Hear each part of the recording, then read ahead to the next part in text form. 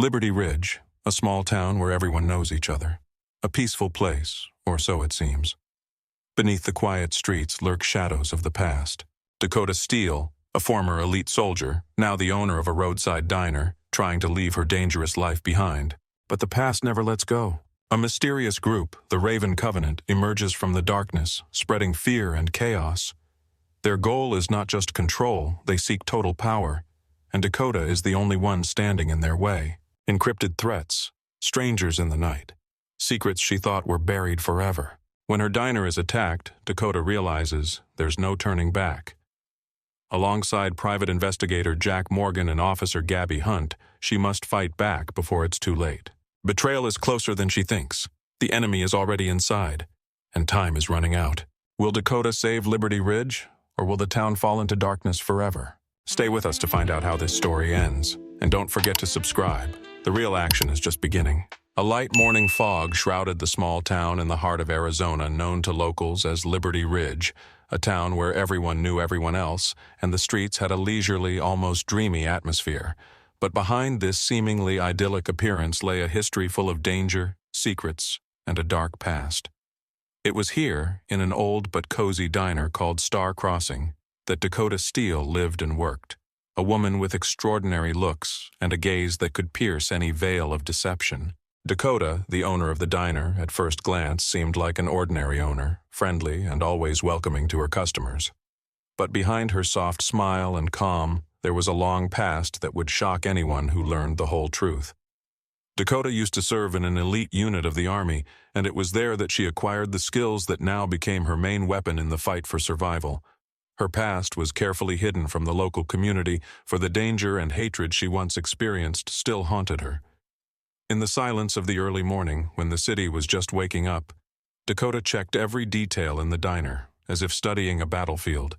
From the locks on the doors to the alarm system hidden behind the paneling of the old walls. Every sound, every movement made her heart beat faster, reminding her that her mind was always ready. This morning, Dakota already sensed that the day would bring more than just a regular breakfast for regulars. Her gaze lingered on the dusty windows, where the world seemed calm, and her gut instinct signaled that danger was approaching. Fragments of memories of violent confrontations flashed through her mind, of a time when lives were measured in seconds and decisions were made in the blink of an eye. But now everything seemed deceptively quiet, and that only increased her anxiety. She knew that her past could resurface like a shadow if anyone dared to upset her fragile balance. Rumors have been circulating in Liberty Ridge for the past few weeks about a mysterious group called the Crow Covenant. This organization, operating on the edge of law and lawlessness, has infiltrated every aspect of local life, and their shadowy hand has already touched many businesses in the area. Not only are they said to be involved in smuggling and extortion, but they also possess secret technology that can neutralize any defense. These are the people Dakota was talking about when she received anonymous messages warning that the stars at the crossroads will soon dim. To Dakota, this was a signal that someone from the past may be looking to use her diner as an entry point for their operations. The morning hours brought not only the first rays of the sun, but also the first visitors. Among them was Mr. Blake, an elderly man with a wrinkled face and kind eyes, who came here every morning for a cup of strong coffee and a fresh bun. He never asked unnecessary questions, but his gaze always lingered on the door, as if he expected something unexpected. Dakota exchanged short phrases with him, in which there was a hint that she knew more than she was saying. There was a hidden determination in her voice, as if she was already preparing for a battle that was yet to begin. Meanwhile, outside the diner, in the shadowy alleys of Liberty Ridge, the footsteps of strangers grew louder. Their faces were hidden by hoods, and their eyes were cold and calculating. These men carried an air of menace and determination, as if each of them knew that it was time for a change. Word was spreading quickly through the town. A group called the Crow Covenant was on the offensive, and their goal was clear: to subjugate even the most independent small business owners. They saw Dakota's diner as a weak link that could be used to project power and intimidation. It wasn't even a few minutes before the first knocks were heard outside the door of Star Crossing, not the usual knock of a customer, but something else, as if someone was testing the strength of the locks. Dakota's gaze instantly shifted from the counter to the door, assessing the situation. Her hands, accustomed to working with knives and forks, simultaneously went into combat readiness. Remembering past training and well-practiced tactics, she began to move stealthily to the back of the room, where a small room was hidden for storing special supplies, not just food, but the arsenal of self-defense she had collected over the years of service. At that moment, a man dressed in a suit and with an unmistakable air entered the diner. His name was Christian Rose, and he was a local government official who had come to check on the situation after a series of recent incidents. However, there was a hint of doubt in his gaze. He knew that there was more to this town than just that. Dakota met his gaze, and a silent agreement passed between them. Even if the world around them began to crumble, they would both protect Liberty Ridge from the encroaching darkness. Outside the diner, the early morning sun lit up the city, but beneath that surface was a tense dynamic. Every detail, the sound of approaching cars, the rustle of the desert wind, even the echoes of distant rumbles, all added up to a picture of an impending threat. Dakota, a true strategist, analyzed the situation, recalling every nuance of her past battles. She knew that if the Raven Covenant decided to attack, they were not only looking to intimidate the locals, but also to destroy the system she had spent years so carefully building. Her thoughts raced between the loss of friends and comrades in distant war zones and her determination to protect the innocent people who had entrusted her with their lives. Recalling the time her personal courage had saved countless lives, Dakota felt the adrenaline rush through her veins.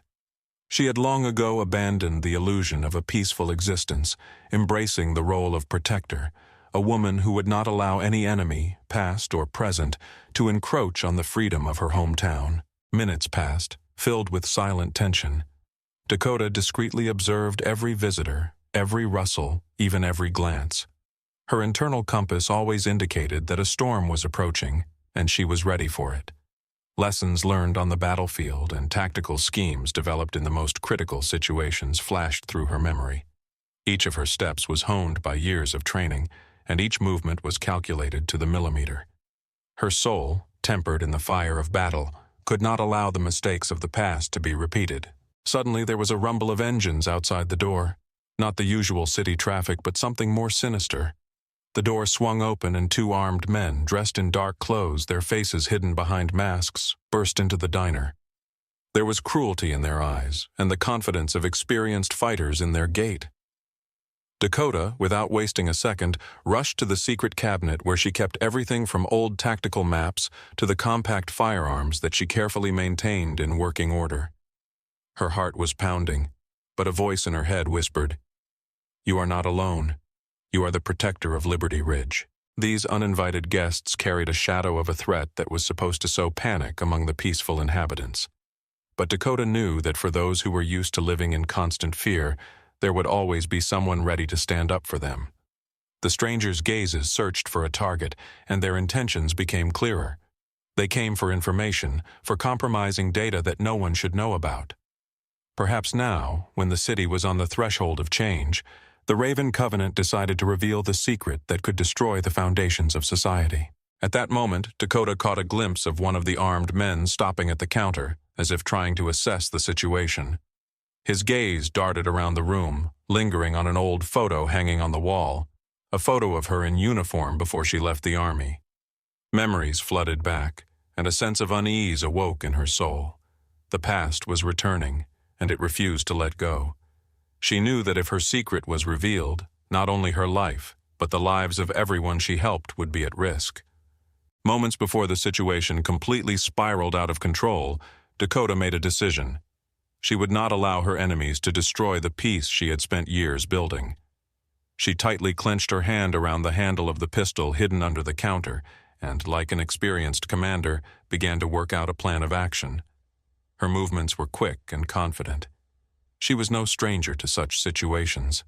Every second was precious, and every mistake could cost her life. At that crucial moment, another man entered the diner. A tall, handsome man with a stern face, known to everyone as Jack Morgan, a private detective with a reputation for finding the truth even where no one else was looking. His appearance added another spark to the picture. Someone outside was clearly trying to interfere in matters that had long since outgrown the boundaries of a common crime.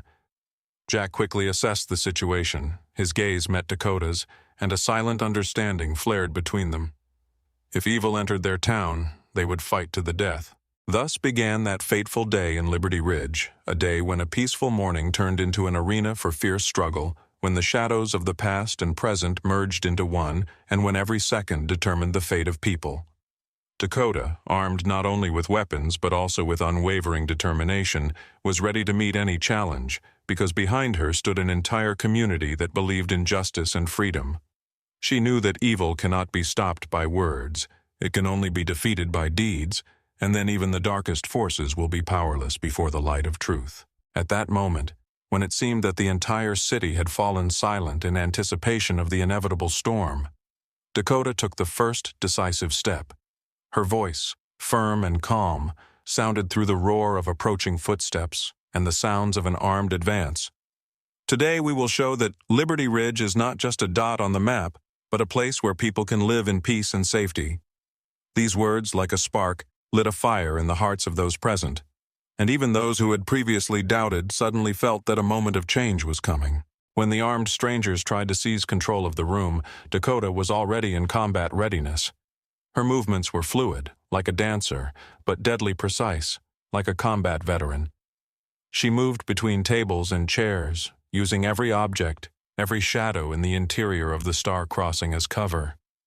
Her gaze was focused, and every thought was a quick calculation based on the experience of numerous battles and operational missions. She understood.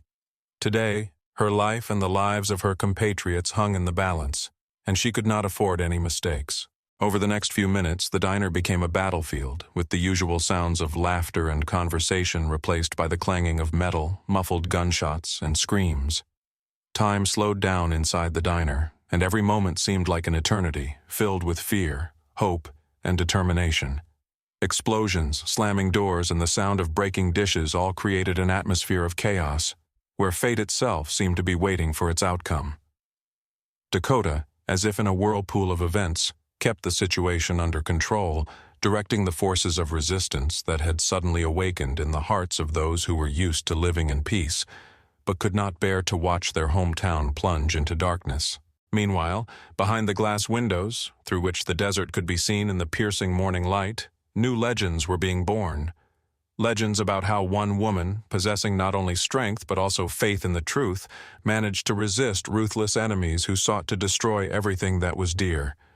Her image, shrouded in an aura of mystery and courage, was forever imprinted in the memory of the townspeople. People began to understand that even in the darkest times there is a place for light, and even the most powerful tyrants are not eternal. And so the first dawn of the fight for Liberty Ridge had already begun. Dakota Steele, surrounded by her allies and prepared for the most severe trials, stood on the threshold of a new era, an era in which truth and unity would be stronger than any evil. This morning's battle became a symbol of the fact that even in a world full of shadows and threats, it is possible to find a force capable of renewing hope and restoring people's faith in a better future. As the first rays of the sun finally dispersed the morning fog, a strange calm reigned in the hall. The noise ceased, and the gaze of everyone present was directed to Dakota, who, like a lighthouse in a dark sea, personified strength and determination. Confidence was visible in her eyes, and everyone who held their gaze for even a moment understood that today was not just the beginning of a new day. A new chapter in the history of Liberty Ridge began, where the destinies of people would intertwine in the struggle for freedom and justice. As the first echoes of the fighting in Stars Crossing began to fade, and the smoke from the failed capture attempts began to settle on the dusty floor, Dakota Steele knew that the true battle was only just beginning. Her mind, honed by years of service, quickly analyzed the situation. The infiltration of armed men was only the tip of the iceberg. Behind them stood some powerful force whose intentions extended far beyond the local conflict. Dakota's gaze wandered around the room, assessing the state of her allies and identifying weak points in the defense. In that moment, memories of those who had once helped her in the most dangerous situations awoke in her mind, and she realized it was time to join forces to resist the approaching darkness. A gloomy silence fell behind the door of the Star Crossing diner, Those who had managed to hide behind tables and in the narrow corridors were cowering in fear, but in their eyes there was a spark of determination that Dakota had so carefully cultivated over the years of defending her city. One by one, the allies, invisible until now, began to show activity. Jack Morgan, a private detective with a stern face and an uncompromising devotion to the truth, immediately approached Dakota. His voice was quiet but firm. "We need to assess the situation immediately. These people are not just hooligans. They are acting according to a clearly defined plan, and their goal is much broader than it seems." Jack quickly scanned the room, recording every move of the intruders, and began to coordinate the actions of those who remained loyal to the defense of the establishment. At that moment, Dakota remembered her old allies, the people who had always been there for her in her darkest moments. She quickly walked outside the diner to meet with the local law enforcement officer, Agent Gabriella "Gabby" Hunt, a woman with an iron will and unwavering determination. Gabby, who had arrived on the scene in an armored jeep, immediately assessed the situation.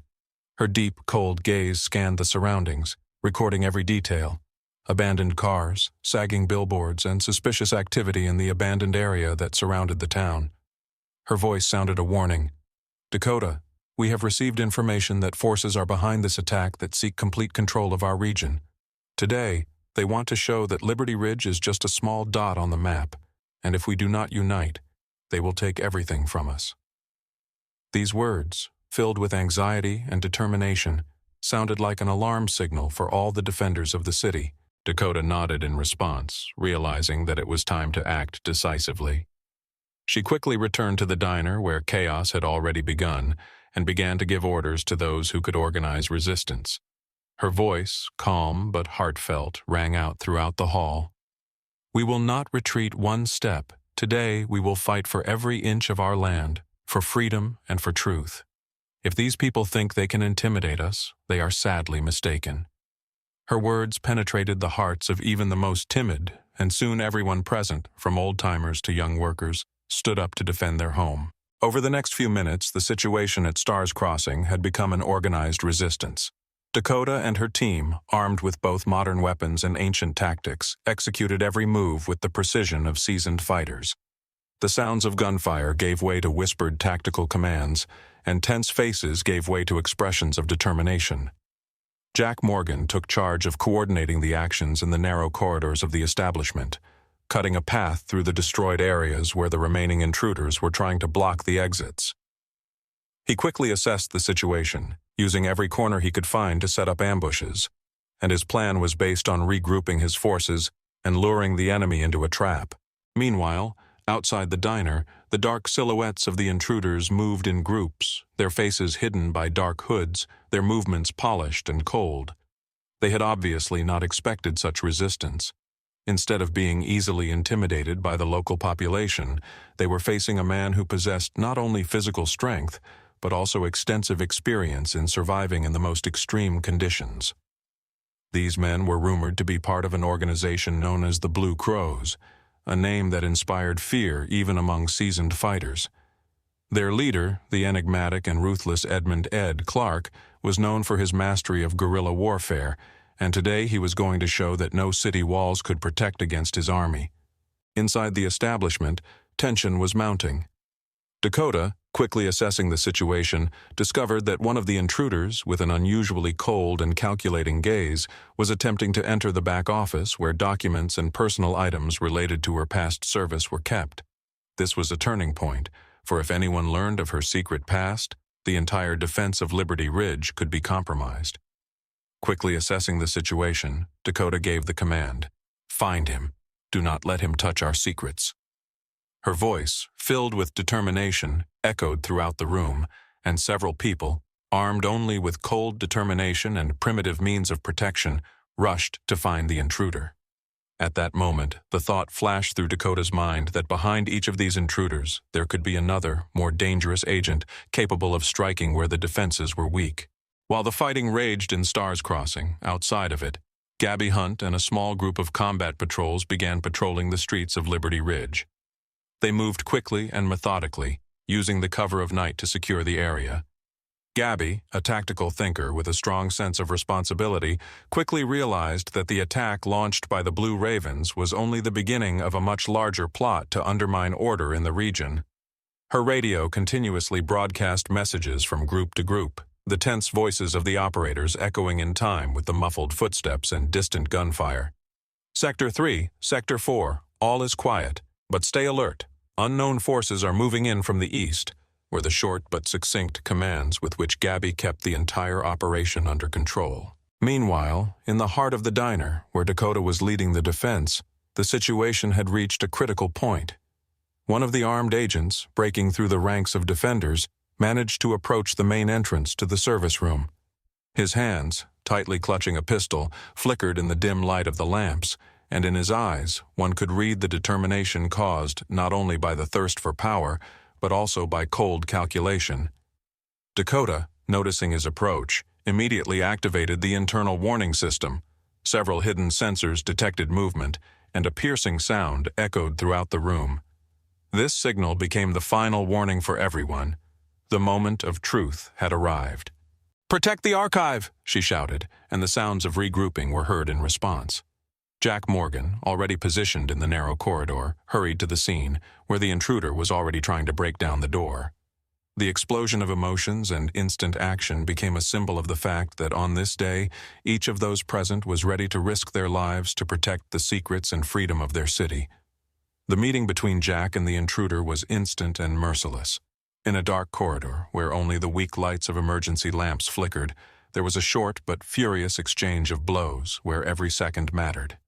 Jack, knowing that he could not allow the leak of classified information, used all his skills, and the intruder, who turned out to be a professional, tried to escape from captivity. But the determination and unity of the defenders proved stronger, and soon the enemy's body was on the cold floor, and the documents were safe. As the fight for every room and corridor within the facility continued, new threats lurked around every corner. Dakota, in the Defense Control Center, watched the events unfold through hidden cameras installed before the attack. Her gaze, cold and analytical, slid across the screens, recording every move of the enemies. She knew that the Blue Ravens possessed not only physical strength, but also superior surveillance and communications capabilities, capable of coordinating attacks on multiple fronts simultaneously.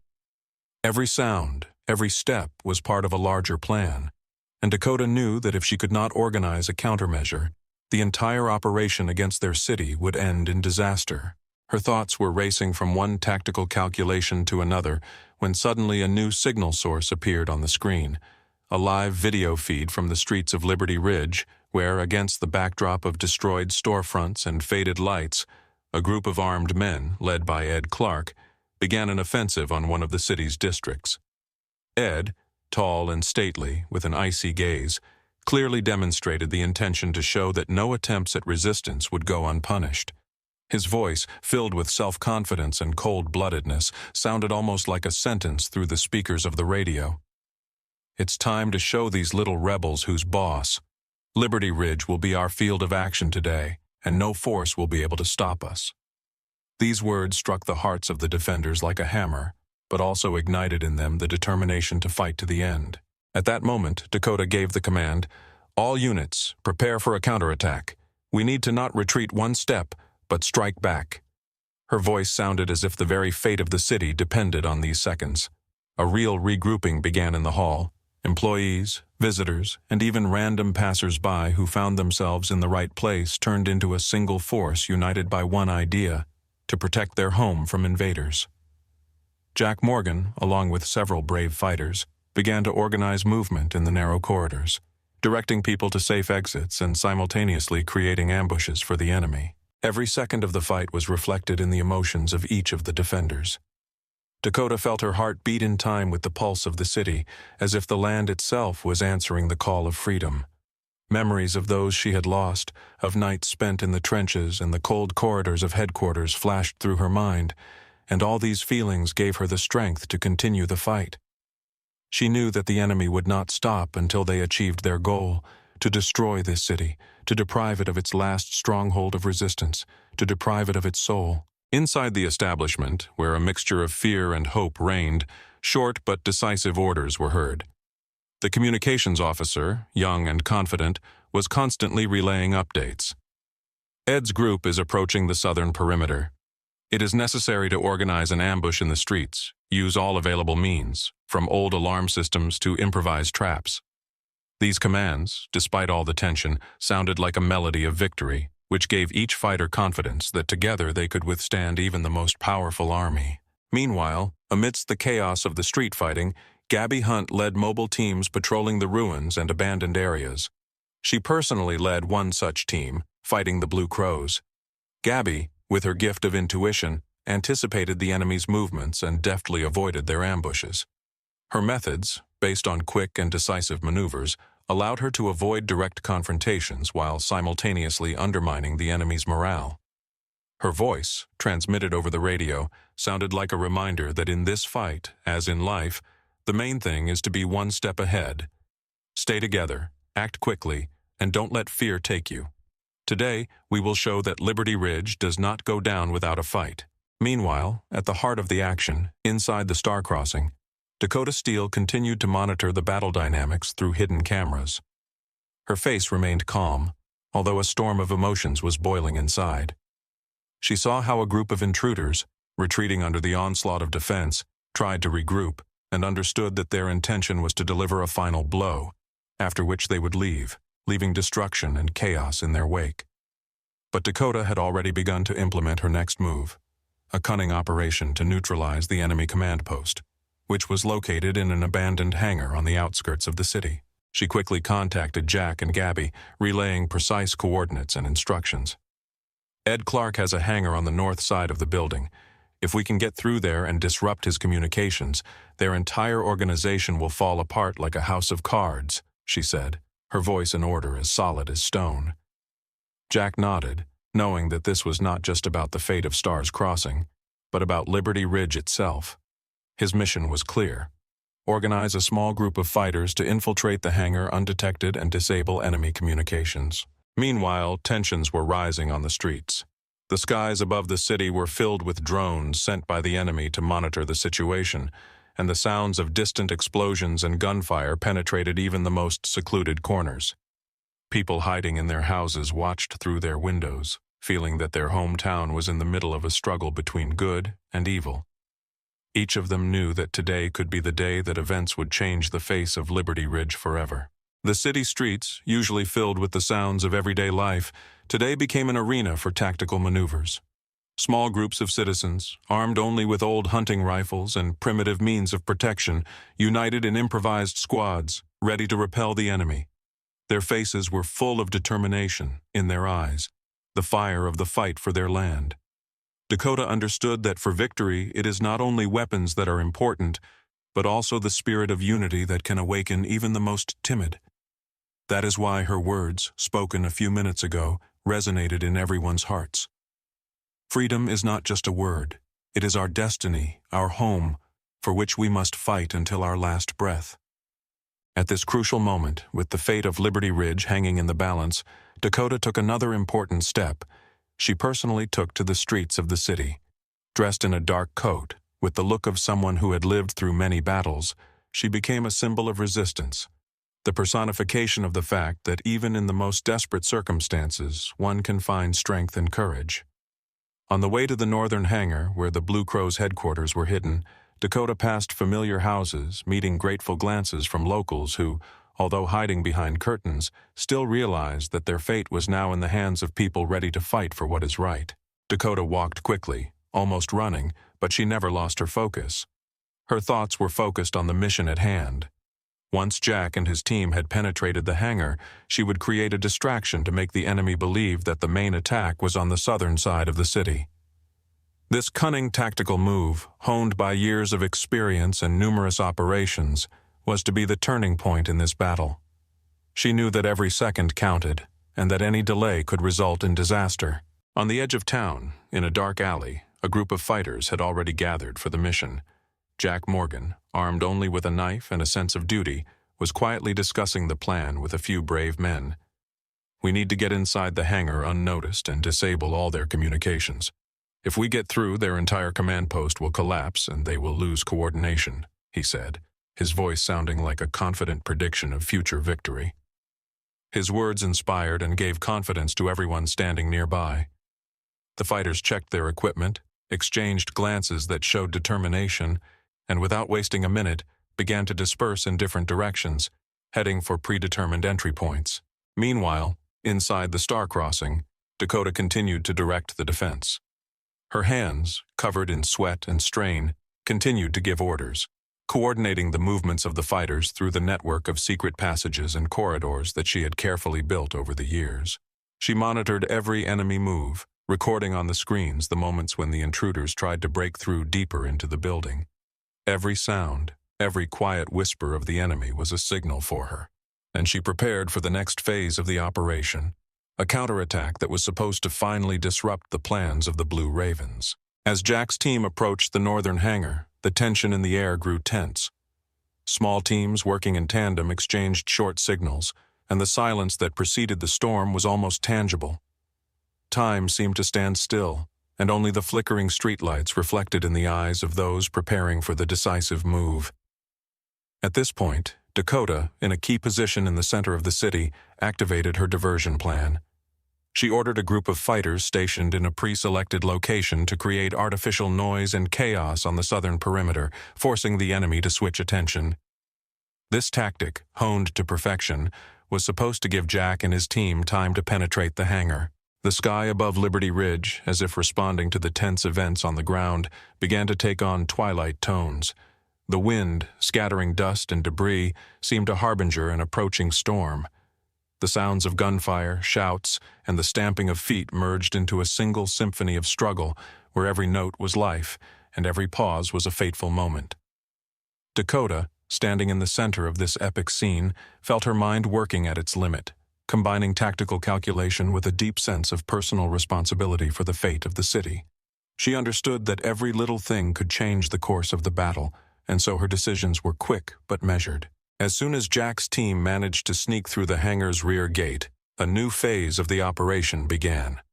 The low hum of equipment, audible even over the noise of battle, heralded the start of a technical strike, a communications blackout that was supposed to paralyze the enemy's coordination.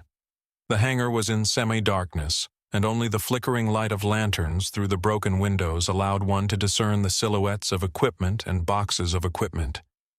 Jack, moving deeper into the room, felt how each of his movements was counted in fractions of a second, and he knew that if they reached the central control panel, they would be able to disable the entire enemy communications network. At this critical moment, when it seemed that the fate of the city was hanging by a thread, Dakota, still in Star Crossing, received an urgent message via an encrypted channel.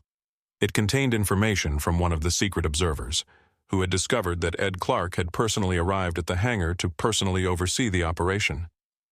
This news made her blood run cold, but at the same time filled her with determination. Dakota knew that if Ed himself intervened, the enemy would be able to implement the most insidious plan. Without losing a minute, she gave the order to all fighters to strengthen security at critical points and prepare reserves for a quick countermeasure. Returning to the streets of Liberty Ridge, Gabby Hunt and her squad managed to neutralize several groups of the enemy, demonstrating impeccable coordination and tactical acumen. Their actions became an example of how even a small but united force can withstand a superior enemy. Each successful maneuver added confidence to the defenders, and soon signs of resistance began to appear throughout the city. Graffiti with slogans of freedom turned on in the final hours. Slogans calling for unity, and even spontaneous songs sounded in unison with the hearts of those who refused to surrender. Days and hours merged into a single stream of struggle, where there was no room for fear or doubt.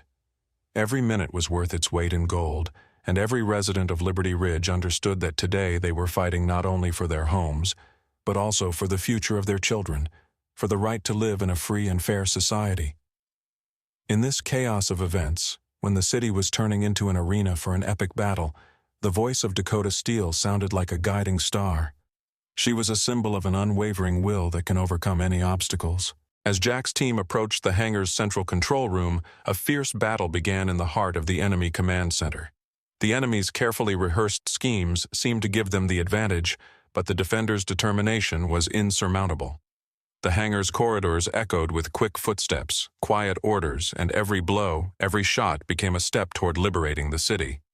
Jack, making his way through the narrow passages, felt the adrenaline permeating every cell of his body. He knew that the success of the operation depended on the coordination and composure of each fighter. Meanwhile, Dakota, coordinating her forces from star-crossing Central Command, was preparing for the final phase of the counterattack. She was ordering reserves to be prepared, hidden generators to be activated, and defensive barricades to be set up at all key points in the city. Her voice, like a command from fate, was carried across the entire communication system. "We will fight until our last breath. If our enemies try to destroy our home, we will answer them with fire that will illuminate even the darkest darkness." These words awakened courage in the hearts of the defenders, and everyone understood that the future of Liberty Ridge was being decided now. Finally, when Jack's group successfully disabled the hangar's central control panel, the enemy's communications began to collapse. At the same moment, a wave of sharp counterattack began on the streets of the city. People, united in a powerful united front, began to repel attacks, sending the enemy back. Explosions, fire, screams, and sounds of gunfire mixed into a chaotic symphony, which, however, reflected only the strength of the defenders' spirit. Dakota watched this through the monitors, recording how gradually but inexorably the enemy's strength fell under the onslaught of unity and determination. With each new clash, it became more and more obvious. Although the Blue Ravens possessed high technology and tactical techniques, they could not break through the wall of human will and the desire to defend their home. The city, which for years had been a place of quiet life, was now turning into a fortress, where every stone, every street mattered, and every person had a role in the great struggle for freedom. The voices of the defenders, filled with determination and faith in victory, echoed through the alleys, forcing even the most experienced enemy fighters to think whether it was worth continuing this senseless struggle. As the Liberty Ridge night sky grew dark, in the heart of town, Dakota Steele rose above the chaos like fate itself and gave the final order. "Today, we will show that our future is not bought with money or defined by fear. We are Liberty Ridge, and we will stand against anyone who tries to destroy our home." The words were the culmination of a long, grueling day in which every drop of sweat, every heartbeat took on meaning in the history of the town. The next morning, as the first rays of sunlight broke through the thick clouds, Liberty Ridge was unusually calm. The town, still intact and scarred by the battle, looked proud, as if it knew it had survived the worst and was ready to rise again. Dakota, exhausted but satisfied with the results achieved, sat in the diner where the violent clashes had recently raged, looking out over the restored streets. Her eyes reflected not only the pain of loss, but also the hope for a brighter future where truth and unity would reign.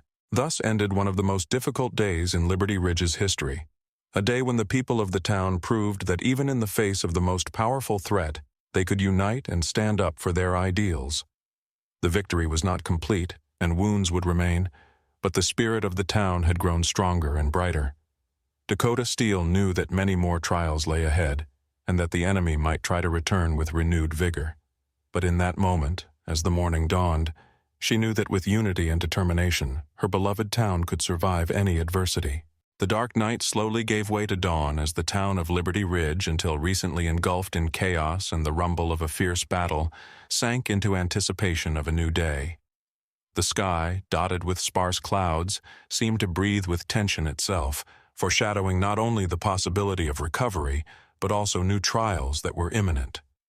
Dakota Steele, standing on the roof of the starry crossing, carefully watched the streets, where the first rays of sunlight, breaking through the remnants of the night's darkness, began to touch the damaged facades of houses and broken windows. Her heart beat in time with the pulse of the city, and she understood that the peace may be temporary, and the fate of Liberty Ridge is not yet decided. Over the last 24 hours, the city's residents who had fought alongside the enemy had managed to regain some of their lost ground, but a general sense of unease and uncertainty hung in the air. Wounded but not broken, people gathered in the streets, discussing the latest news and preparing for new challenges. The city was full of determined voices, and everyone knew that freedom would not come easy. At Dakota's back stood Jack Morgan, Gabby Hunt, and others, ready to fight again if circumstances demanded it. But before the enemy could strike again, they had to deal with threats from within and unravel the intricacies of betrayal. The days following the fierce battle for the hangar had brought the first fruits of resistance. Jack Morgan, having successfully disabled communications at the enemy command post, reported that the remnants of the Blue Raven forces were attempting to regroup at several key points in the city, but that their communications had now been disrupted. However, the information had a double meaning. In addition to the threat from the outside enemy, rumors had begun to spread in Liberty Ridge that there was a traitor among the defenders. Some mysterious messages transmitted through encrypted channels indicated the presence of a man who might be collaborating with outside forces, seeking to seize control of the city. These conversations, whispered through the narrow streets, raised unrest among the population and made even the most steadfast doubt the purity of their intentions. Dakota Steele knew that such an internal threat could be just as dangerous as an attack from outside. She spent several sleepless nights reviewing surveillance footage and analyzing reports from local informants. Images of friends and comrades she had lost in previous battles flashed through her mind, and the thought of a traitor pierced her like an icy blade. She understood that if someone in her trusted circle betrayed them, it could destroy the unity they had worked so hard to restore. At times like these, Dakota especially needed the support of Jeremy Rowell, an old comrade with whom she had survived many battles. His cold, analytical mind and unwavering loyalty to the cause always helped him find the truth in the most confusing situations. Against the backdrop of this internal struggle, the city continued to come to life. Gabby Hunt, who led the street patrols, coordinated the work of the local police and volunteer groups. Meeting with citizens, she convinced them that even in these difficult times it was necessary to remain vigilant, but not to panic. Her calm voice and confident steps on the streets inspired faith that Liberty Ridge would be able to protect itself from any threats. Each police patrol, each group of volunteers became symbols of resistance, reminding people that the true strength of the city is in unity and mutual assistance. Meanwhile, Jack Morgan, continuing his parallel investigation, visited a local warehouse where he knew there might be information about a possible traitor. In the cool light of early morning, he carefully examined the room, where, among a pile of old boxes and documents, he found several encrypted flash drives. His experience told him that these drives might contain not only data on the latest attacks, but also on the connections of some of his former allies to the enemy. Jack carefully studied every detail, jotting down small notes on his notebook that would later help piece together the overall picture of the betrayal. His thoughts wandered between the duty to protect the city and the personal pain of the thought that someone he trusted could be unfaithful. Meanwhile, in the center of town, where Stars Crossing served as a symbol of resistance, Dakota Steele gathered her closest allies in a secret room hidden behind an old false door. Here, in a dimly lit room, she held operational briefings, explaining the current situation and outlining priorities. Old tactical maps covered the walls, marking potential ambush sites and escape routes, as well as areas where the enemy might be hiding. In the center of a table covered with documents and photographs lay a large map of Liberty Ridge, with every important point, from street intersections to City Hall, marked. Dakota explained that the enemy was not only planning an external offensive, but was also trying to undermine the defenders' morale from within. She urged the need to step up screening, recheck all lines of communication, and establish additional controls at every turn. Her words sounded confident and decisive, but inside her, anxiety grew like a dark shadow that refused to go away. At the same time that Dakota was holding the meeting, an unexpected encounter took place in one of the city's alleys. A young woman named Eliza Brooks, who worked at a local drugstore, noticed a strange man who stopped several times at the door of one of the abandoned buildings. His face was hidden under a hood, and his movements were wary and suspicious. Eliza, always attentive to detail, remembered his image and discreetly reported it to Gabby Hunt using a pre-established code. Soon, a small group of fighters arrived at the scene, and after a quick inspection, they discovered that the man had left behind a small note with symbols that could be part of an encrypted message. This incident only increased suspicions. Perhaps one of the enemies had already infiltrated the city to undermine the defenses from within. Returning to the headquarters, Dakota Steele knew that the situation was spiraling out of control unless the source of the betrayal was identified and neutralized. Her gaze fell on a photograph brought from one of the flash drives, which showed a man previously considered one of the reliable allies. Shock and pain spread through her body, and she realized that if this man really was passing information to the enemy, then all their efforts could be in vain. With cold determination, she ordered an immediate task force to verify this fact. There was not only determination in her voice, but also a deep personal pain, which, however, could not distract her from the main goal: to protect the city and preserve the truth. On the streets of Liberty Ridge, the growing sense of unease was slowly giving way to determination. With each passing hour, people returned to their normal routines, but their eyes were already alert and ready for new challenges. In every corner, in every abandoned alley, one could see the traces of recent conflict, traces of blood, broken windows, and the scars left by fighting. These signs reminded us that the world was fragile and could be destroyed in an instant if we were not vigilant. When the sun rose high enough to illuminate every corner of the city, Dakota Steele took to the streets again with Jeremy Rowell, the man who was always there when tough decisions had to be made. Together, they visited several key locations in Liberty Ridge where reconstruction was still underway, and saw for themselves that most residents had begun to adapt to the new reality. But every glance, every quiet conversation with veterans of the past reminded them that evil never sleeps and can awaken at the most unexpected moment. Jeremy, tall and handsome, with features polished by years of hardship, spoke of the importance of maintaining trust between people, because even one crack in unity could lead to disaster. He reminded Dakota that sometimes it was necessary to put personal feelings aside when the fate of an entire city depended on it. Talking to him gave her strength, inspired her to take new actions, and filled her with faith that even the most difficult challenges could be overcome if they worked together. At this time, in the very center of the city, on the main square, where the city market had once been, people began to gather. They came to express their support for the defenders and to express their faith that Liberty Ridge would be able to withstand any threat.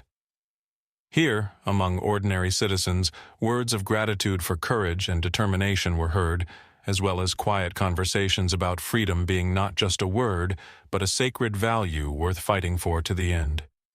These popular sentiments filled the hearts of the Dakota with hope, but also reinforced the awareness that the enemy was still looking for weak spots in their defenses. Soon, Dakota received a signal from the task force, investigating a suspect whose name she had known for ages.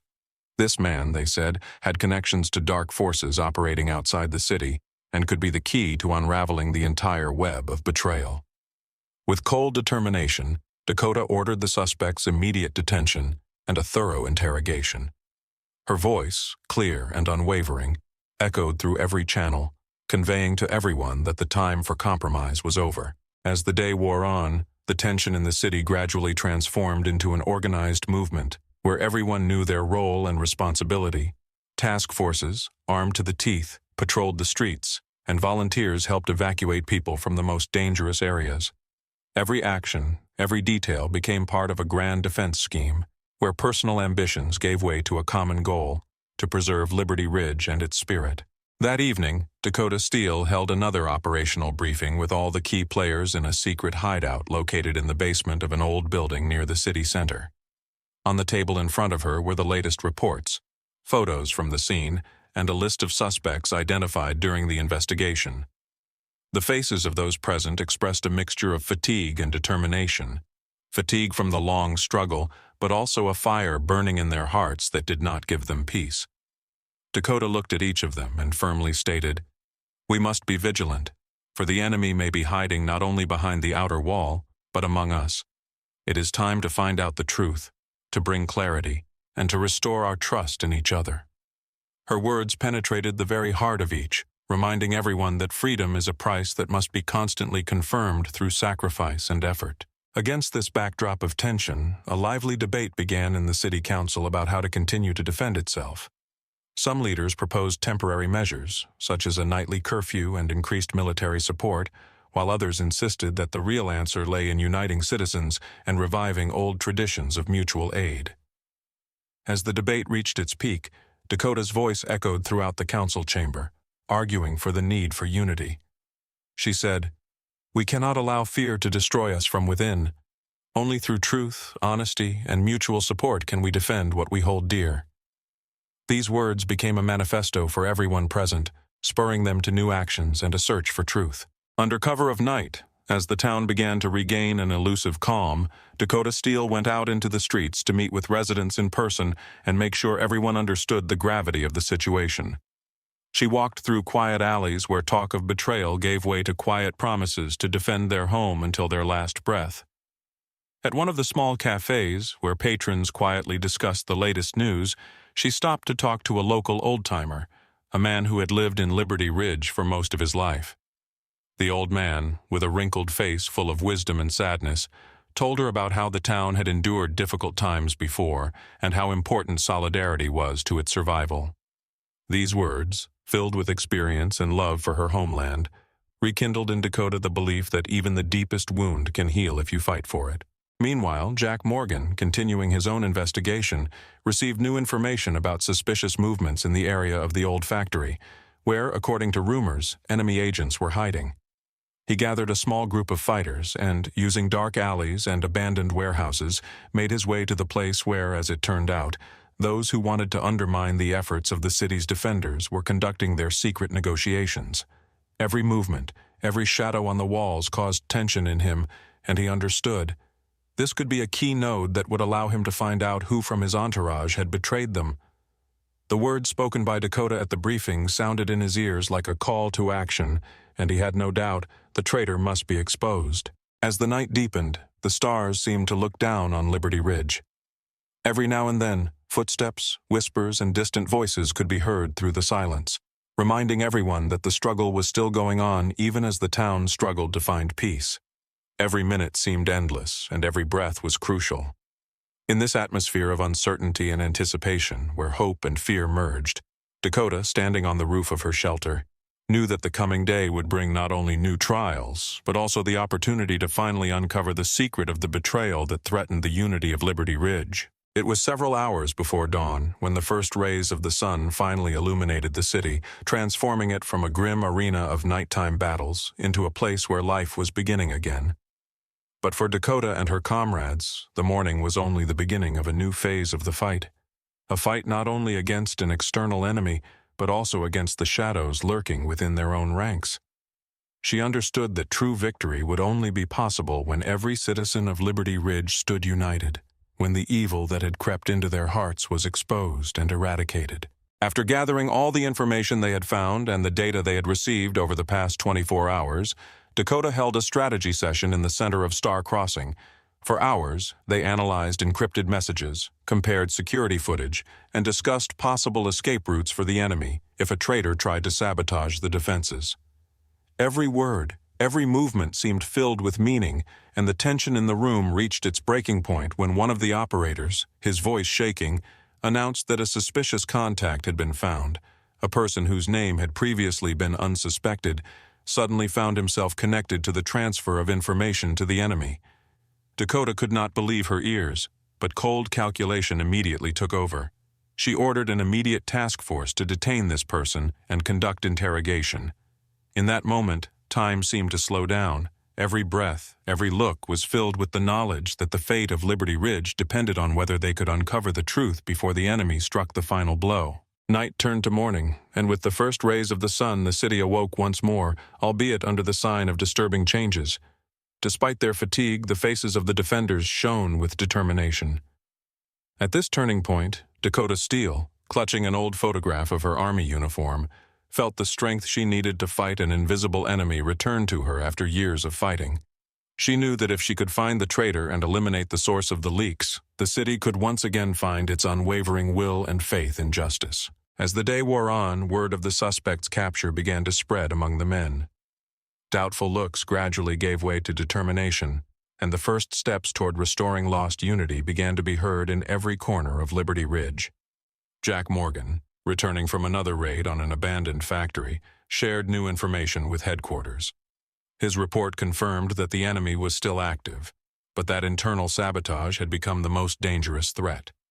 Every message coming into the operations center confirmed that time was running out and that victory would require a decisive determination. As the sun reached its zenith and the shadows retreated beneath the blazing light, Dakota gathered all the key players in the defense and delivered a pep talk.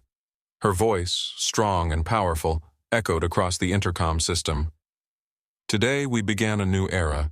Our city has been through much, and every wound is a lesson, every loss a sign that freedom requires sacrifice. But I believe that together we can restore trust, expose the traitors, and rebuild Liberty Ridge for what it should be, a fortress of justice and unity. We will fight for every heart, for every soul, for our shared destiny. The words echoed in every corner of the city, a reminder that in unity lies the strength to withstand any adversity. Under the cloak of that inspiring morning, as the town began to come alive again after a night of anxiety and suspicion, Dakota Steele knew that new challenges lay ahead. She knew that evil could lurk in the most unexpected places, and that even after all the efforts to neutralize external threats, Liberty Ridge's true test would come when betrayal came closer than anyone expected. But with each new day, with each bright morning, she was prepared to face her fate head-on, because she knew that only honesty, trust, and unity could lead the town to true rebirth. And so life went on in Liberty Ridge, a town where every street, every building told its own story of struggle, pain, but also an unwavering faith in a better future. And though the darkness could still return, the town's defenders were ready to answer it with their own light, the light of truth, courage, and mutual support. In this new day, as the sun rose above the horizon, every resident of Liberty Ridge knew that they were no longer alone, and even the deepest wounds would heal over time if they were treated with love and faith in justice. Night had fallen once more on Liberty Ridge, but this night's darkness was different. It not only hid an external enemy, but also enveloped the town in internal demons, betrayal, and inevitable pain.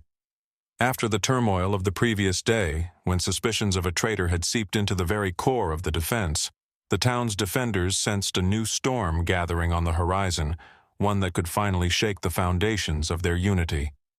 Dakota Steele, still holding the photograph from her past, knew that unless the traitor was dealt with, all their efforts might be in vain. In the dim light of the abandoned warehouse that had become the task force's temporary headquarters, Jack Morgan, Gabby Hunt, and Jeremy Rowell discussed their next move. The atmosphere was electric. The men's faces, lit only by the flickering light of old lamps, expressed a mixture of fatigue and determination. Jack, his features tense, sifted through the data he had found earlier, trying to piece together the network of leaks. Every detail, every rustle of paper seemed to be a signal that the enemy within was still at work, and that someone among their number was leaking the Blue Raven's secrets. His voice, rough with fatigue, cut through the silence. "We're almost there, but someone is hiding behind a mask of friendship. We need to purge our ranks quickly or our efforts will be in vain." The words created tension, as if each word could be a harbinger of tragedy to come. Outside the warehouse window, in the deep darkness, the town of Liberty Ridge was bracing itself for the night storm. The rain that had suddenly begun a few hours after sunset seemed to wash away the remnants of the day's struggle, turning the streets into a murky reflection of lights and shadows.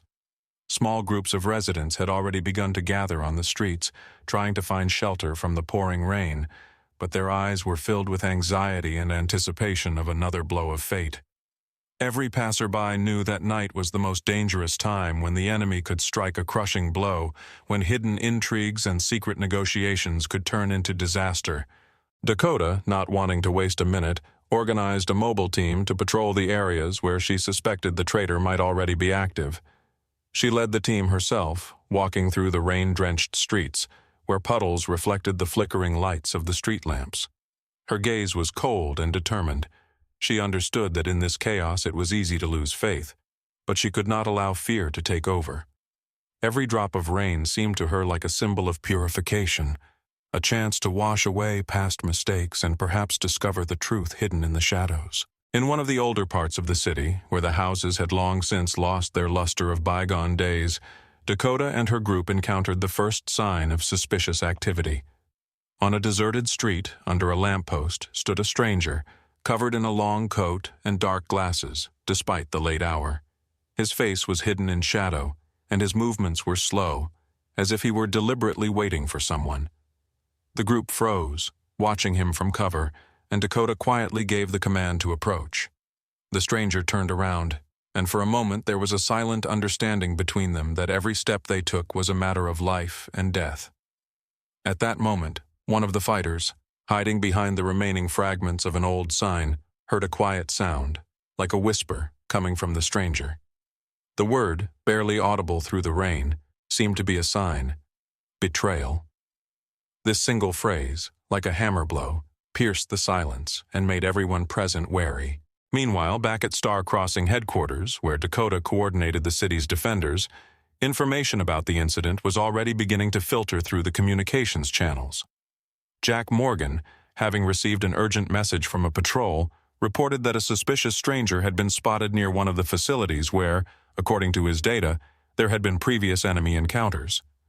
Encrypted messages flashed across the computer screen, containing the coordinates and time of the supposed meeting, and every detail seemed like the key to uncovering a complex network of leaks. Dakota, looking at this data, felt a mixture of anger and sadness boiling inside her. Betrayal was closer than she could have imagined. She knew that if this threat was not detected and neutralized in time, the entire city would be under attack. At the same time, a lively debate began in one of the corridors of the old administrative building, where several high-ranking civilians and military officials had gathered. People argued, defending different points of view. Some argued that it was necessary to strengthen control over communication channels. Others, that it was necessary to urgently purge all structures responsible for the exchange of information. Voices sounded sharp, filled with anxiety and despair. Among them, the mayor of the city, who had long been respected for his decisiveness and ability to act in critical situations, spoke. His voice, trembling with fatigue but confident, sounded like this: "We cannot allow the enemy within to ruin our efforts. Every betrayal is a blow to our soul, but only by uniting can we overcome any challenge." These words became a kind of manifesto for all present, awakening in the hearts of people the desire to protect their home, their history, and their freedom. As the debate raged in the capital, Dakota and her team continued to patrol the shadowy alleys, trying to track down the stranger who seemed to disappear into the rain and shadows. In one of these alleys, behind an old brick wall, the team found something that made their hearts beat faster. On the floor lay a small flash drive, almost imperceptibly flickering in the light of a street lamp. This could be exactly what Jack was looking for: physical evidence of the leak. Dakota carefully picked up the device, holding it as a symbol of the decisive moment. Every second spent searching for the truth was worth its weight in gold, and she knew that this flash drive could reveal the entire web of betrayal if only it could be analyzed correctly. Back at headquarters, Dakota handed the flash drive to Jack Morgan, who had already prepared special equipment to decrypt the data. In a dark room lit by the flickering lights of monitors, a group of fighters gathered at a long table covered with maps, photographs, and lists of suspicious individuals. The atmosphere was tense, almost electric. Everyone understood that the fate of Liberty Ridge depended on the results of this operation. Jack, with a serious expression on his face, began to connect the flash drive to the computer, and after several long minutes, encrypted messages appeared on the screen, lines of code that gradually turned into incriminating data.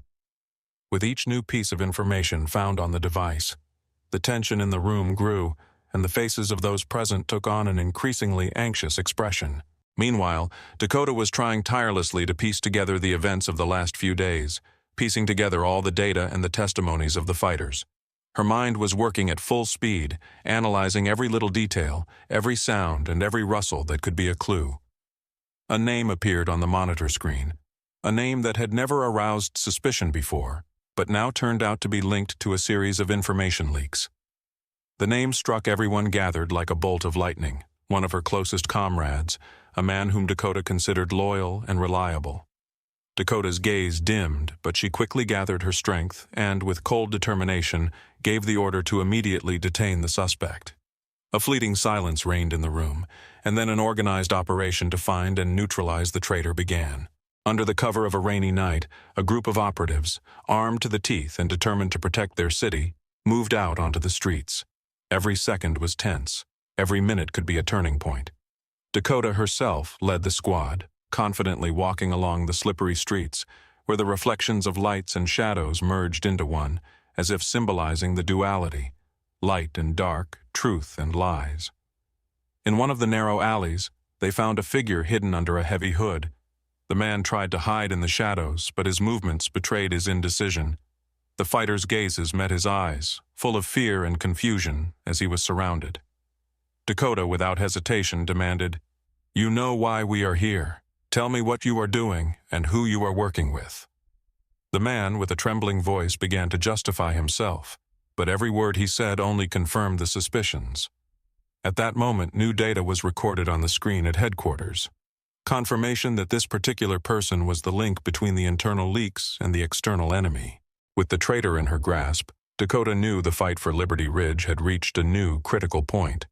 It was no longer just a matter of repelling the external threat, but of restoring trust among the city's defenders.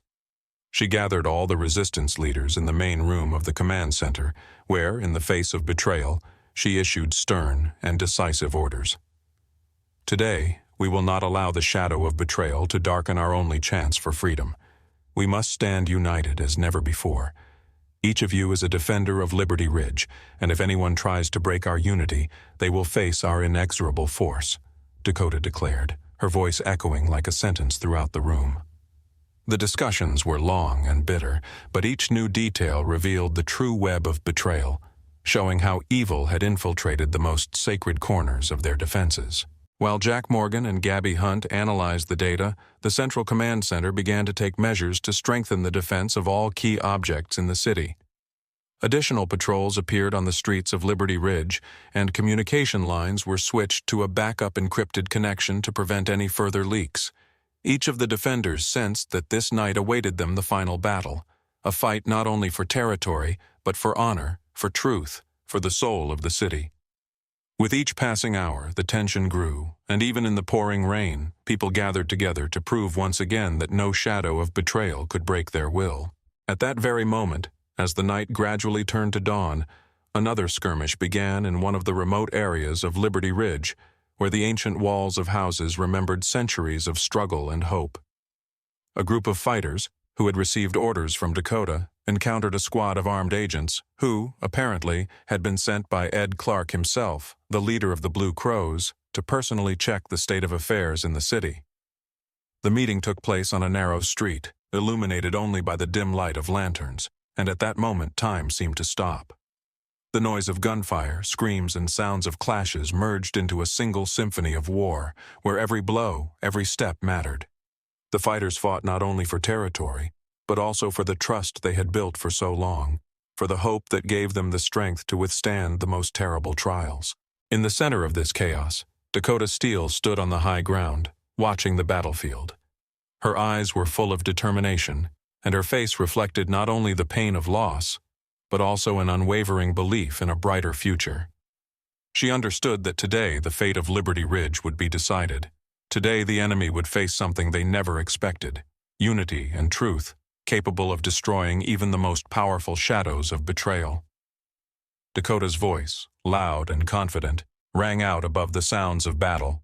"Today we will show that true strength does not lie in weapons or technology, but in our hearts. We are the defenders of Liberty Ridge, and no traitor, no enemy, will make us bow our heads."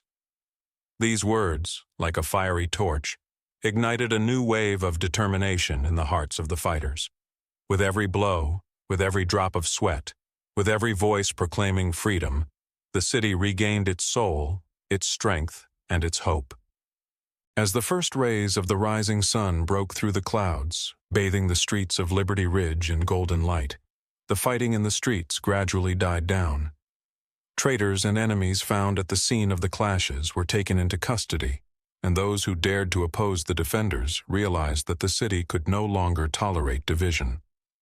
Jack Morgan, with a cold determination in his eyes, along with other fighters, began to audit all communication channels and means of communication to prevent a repeat of the information leaks.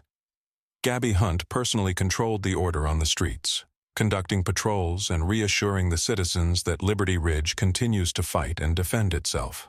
At Star Crossing headquarters, Dakota and her closest allies continued their nightly meeting and developed new strategies to strengthen internal security and prevent further betrayals. They called an emergency town council meeting, inviting local police, veterans, and trusted citizens who could contribute to restoring trust between people. In a room filled with a heavy atmosphere of responsibility and hope, the mayor spoke again, calling for unity and selfless protection of every corner of Liberty Ridge. His words, imbued with the bitterness of past losses and the light of faith in the future, filled the room with powerful energy, awakening in the hearts of those present the desire to act together as one. And so, on that fateful night, as Liberty Ridge faced the dual threat of external attack and internal betrayal, the town's defenders realized that true rebirth was possible only through cleansing the shadows of the past. Dakota Steele, holding a symbol of victory, a flash drive containing incriminating data, was ready to lead her town to a new dawn where every wound would heal and every loss would become a lesson leading to unity and a brighter future. As the last sounds of battle faded and the rain stopped falling, Liberty Ridge was enveloped in a silence filled with the expectation of change. The city, wounded but not broken, prepared for a new day, a new chapter in its history, in which every street, every building, and every citizen would remember that true strength lies in truth, in trust, and in unity. And despite all trials, despite betrayal, Liberty Ridge would stand as a symbol of freedom and an unbreakable will. As the first rays of morning sun broke through the heavy clouds over Liberty Ridge, the town that had been scarred by the night before was beginning to awaken to a new reality. The night before had been a turning point in the history of the defenders, with the true betrayal revealed and the network of leaks exposed. But even after a turbulent night of fighting and internal divisions, there was still a spark of hope in everyone's hearts, and Dakota Steele knew that an equally dangerous test lay ahead. The streets, still wet from the rain, glistened in the soft light of the rising sun, as if promising rebirth after the brutal storm. The citizens of Liberty Ridge, gathered in the main square, exchanged glances and quiet words of encouragement. The sounds of rebirth were beginning to fill the city: children's laughter, the rustling sounds of morning activity, the mayor's soft voice speaking of renewal. But for the defenders who had survived the night of betrayal, this morning meant only a temporary respite before a new round of trials. At the Star Crossing headquarters, which had become the center of coordination for the defenders, Jack Morgan once again studied the data obtained from the flash drive containing the incriminating information. Every line of code, every fragment of correspondence revealed new details, indicating that the enemy was not limited to an external threat, but had penetrated into the very depths of trust among the city's residents. Carefully reviewing the surveillance footage, Jack discovered strange coincidences. Meetings were repeatedly recorded in dim alleys and abandoned buildings, where people previously considered loyal comrades met with unknown persons. This data made his heart beat faster. Which of those who were trusted turned out to be a double agent?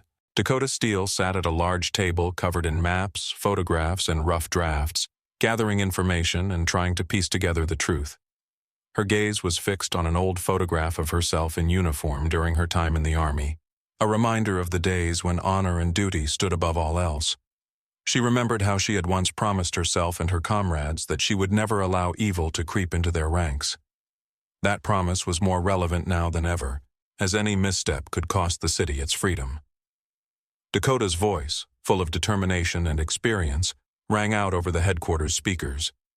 "We already know a lot, but our enemy still hides behind masks. Today we will not just stop leaks. Today we will conduct an audit of our ranks.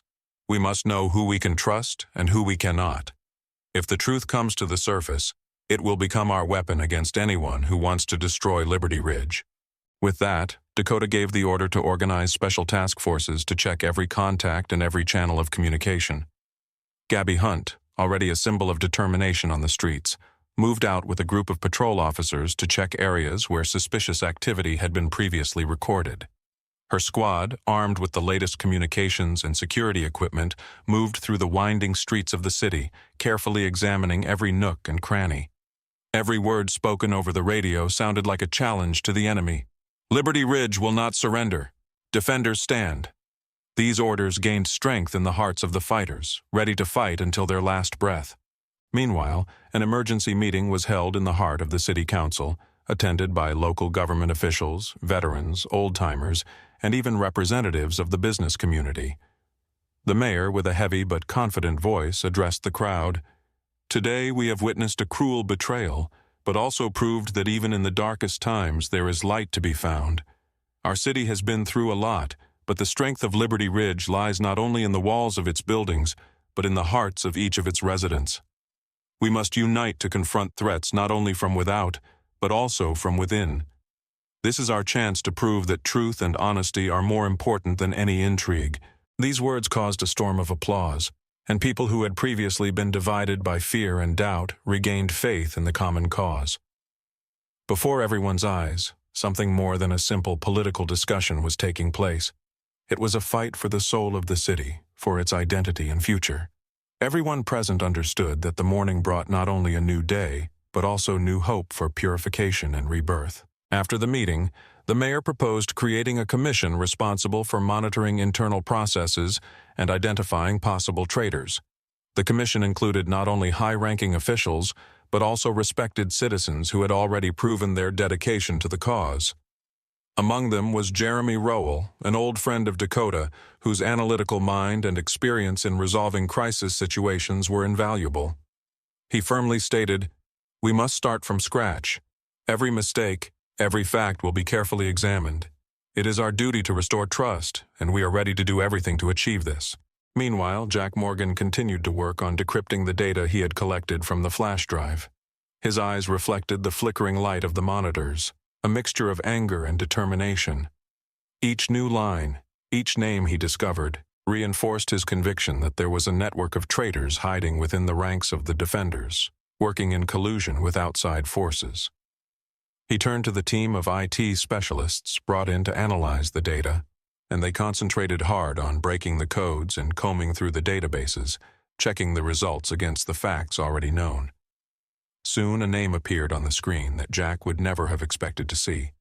A name long trusted in the hearts of the defenders, a name that brought back bitter memories and a painful realization of lost trust. His voice, quiet but full of determination, said, "This is it. We have found the key element.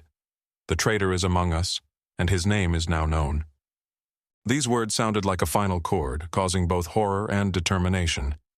Dakota, upon learning the results of the investigation, felt an icy wave penetrate her soul, but it immediately turned into a fire of determination. She ordered the suspect to be immediately isolated and interrogated. A storm of questions arose at headquarters. How could he? Who else is involved? What consequences await us? But Dakota, gathering her strength, answered firmly, "The truth must prevail. We will not allow betrayal to destroy everything we have fought for. Today, we will expose everyone who dared to undermine our defense." At the same moment when the commission began preparing for the arrest, a strange silence fell on the streets of Liberty Ridge, as if the city itself was holding its breath in anticipation of the fateful hour. Gabby Hunt, patrolling the central quarters, personally monitored the situation and transmitted operational information to headquarters. Every glance from her, every command given over the radio, testified to the fact that the defenders were ready for any development of events. On the outskirts of town, in one of the long-abandoned buildings where the shadow forces once met, a group of operatives led by Jeremy Rowell discovered a secret warehouse full of documents, flash drives, and other information carriers. These materials, according to preliminary data, confirmed the connection between the Blue Raven Group and some local officials. Jeremy, sorting through the papers, noticed photographs that captured meetings between well-known people of the city and unidentified people. These images were so shocking that even experienced fighters involuntarily fell silent, realizing how deeply the enemy had managed to penetrate the heart of Liberty Ridge. "We must publish this evidence," he said firmly. "Only then we can regain the people's trust and put an end to this conspiracy." Meanwhile, in the heart of Star Crossing HQ, Dakota Steele was holding another operational briefing with the leaders of all the Defender units. She was talking about the evidence they had found, the leaks they had exposed, and the importance of maintaining unity at such a critical moment. Her voice, full of pain but also unwavering determination, sounded like this: "We have been through thick and thin. We have lost friends and faced betrayal. But now that the truth is out, we have a chance not only to stop the enemy, but to rebuild our city. We will not let lies destroy our future. Together, we will rebuild Liberty Ridge on a solid foundation of truth and trust." Those words reached into the hearts of the fighters and the citizens, giving them new hope. Over the next few hours, multiple task forces began making mass arrests of suspects, and a committee created by the mayor began cross-checking all key players. Every document, every photograph, became an important piece of the puzzle that began to paint a picture of a deep-rooted conspiracy. Jack Morgan and Gabby Hunt analyzed the data in real time, relaying the results back to headquarters, where Dakota made decisions based on every detail. This teamwork was a shining example of how, even in the darkest of times, people can come together for the greater good. By the end of the day, as the sun began to set, the town of Liberty Ridge had changed. Despite the scars of past battles, broken windows, burnt-out buildings, scraps of slogans on the walls, there was a new energy in the air, an energy of rebirth and truth. The residents, seeing how the defenders of the town spared no effort to expose the betrayal, began to believe again in a future where their town would be free from the shadows of intrigue and corruption. A large group of people gathered at the Star Crossing headquarters, from veterans to young fighters, from government officials to ordinary citizens, eager to take part in the restoration of Liberty Ridge. Dakota Steele, standing before this audience, gave a speech that seemed to penetrate the very soul of each listener. Today we took a step towards liberation. We exposed betrayal. We opened the eyes of those who hid behind masks. But there is still a long way to go. We must rebuild not only our walls, but also the trust between people. Let every wound be a reminder that freedom requires sacrifice and truth, effort. I believe that together we can build a future where Liberty Ridge is not just a city, but a symbol of hope and unity. May our hearts never bend in the face of darkness again. These words caused a storm of applause, and a spark of hope lit up in the eyes of everyone present. In the streets of the city, in the evening, work was already beginning to restore damaged objects, and even the smallest signs of care, fresh paint on the walls, new lanterns, symbolized the beginning of a new stage in the history of Liberty Ridge. As the day wore on and the night sky once again enveloped the city, the defenders knew that a new battle lay ahead, a battle to purge the ills of the past, to finally drive treason from their ranks. But they were ready. Every loss, every trial had made them stronger, united them around the idea that truth and unity are the best allies in the fight for freedom. Dakota, standing on the roof of Star Crossing, looked out over the city again, lit by the soft light of the street lamps. Her eyes showed not only weariness, but also determination that would not let her give up. She knew there would be trials ahead, but now she had proof. The truth, even if buried under layers of lies and betrayal, will always find its way to the light. In this 5th chapter, Liberty Ridge was experiencing a renaissance, and every story, every voice became a part of a single epic in which people defended their freedom, their honor, and their right to the truth.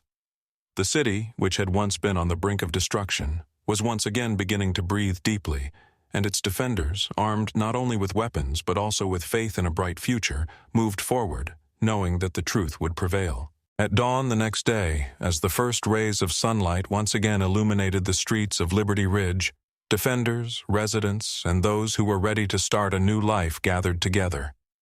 Words of gratitude and determination rang in their voices and in their hearts, the belief that despite all the trials, the city could become a symbol of hope for all who dream of peace, justice, and unity. Night had fallen upon Liberty Ridge once more, like an old friend returning after a long absence.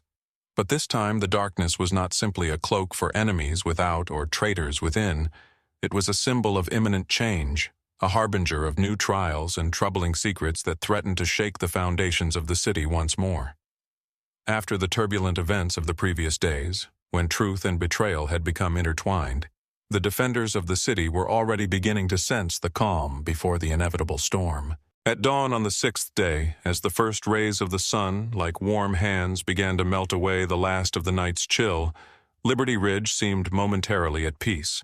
The streets, glistening with dew and a light rain, held the echoes of past battles, broken windows, faded graffiti, scraps of slogans written by those who had survived the fires of battle. But even in this seeming calm, the townspeople could not forget that a new threat could always lurk around every corner. The morning was filled with a dual sense of hope and anxiety. In the center of the Star Crossing, which had long been a symbol of resistance and rebirth, Dakota Steele, exhausted but unbroken, was holding another operational briefing. On the large table in front of her lay printed documents, city maps, photographs of suspicious meetings, and the results of the analysis of data collected over the past days. The looks of the fighters gathered in the small but cozy headquarters room were full of expectation and caution. Everyone understood that at stake was not just the defense of the city's walls, but its soul, the trust of the residents, and the future they were so desperately trying to preserve. Dakota began her speech in a quiet but confident voice, echoing past victories and the pain of loss. "We have fought many battles, we have survived betrayal, exposure, and much suffering.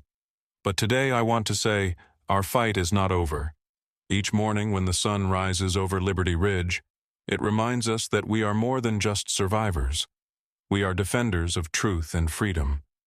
But new challenges lie ahead, and I sense a storm lurking beneath this calm.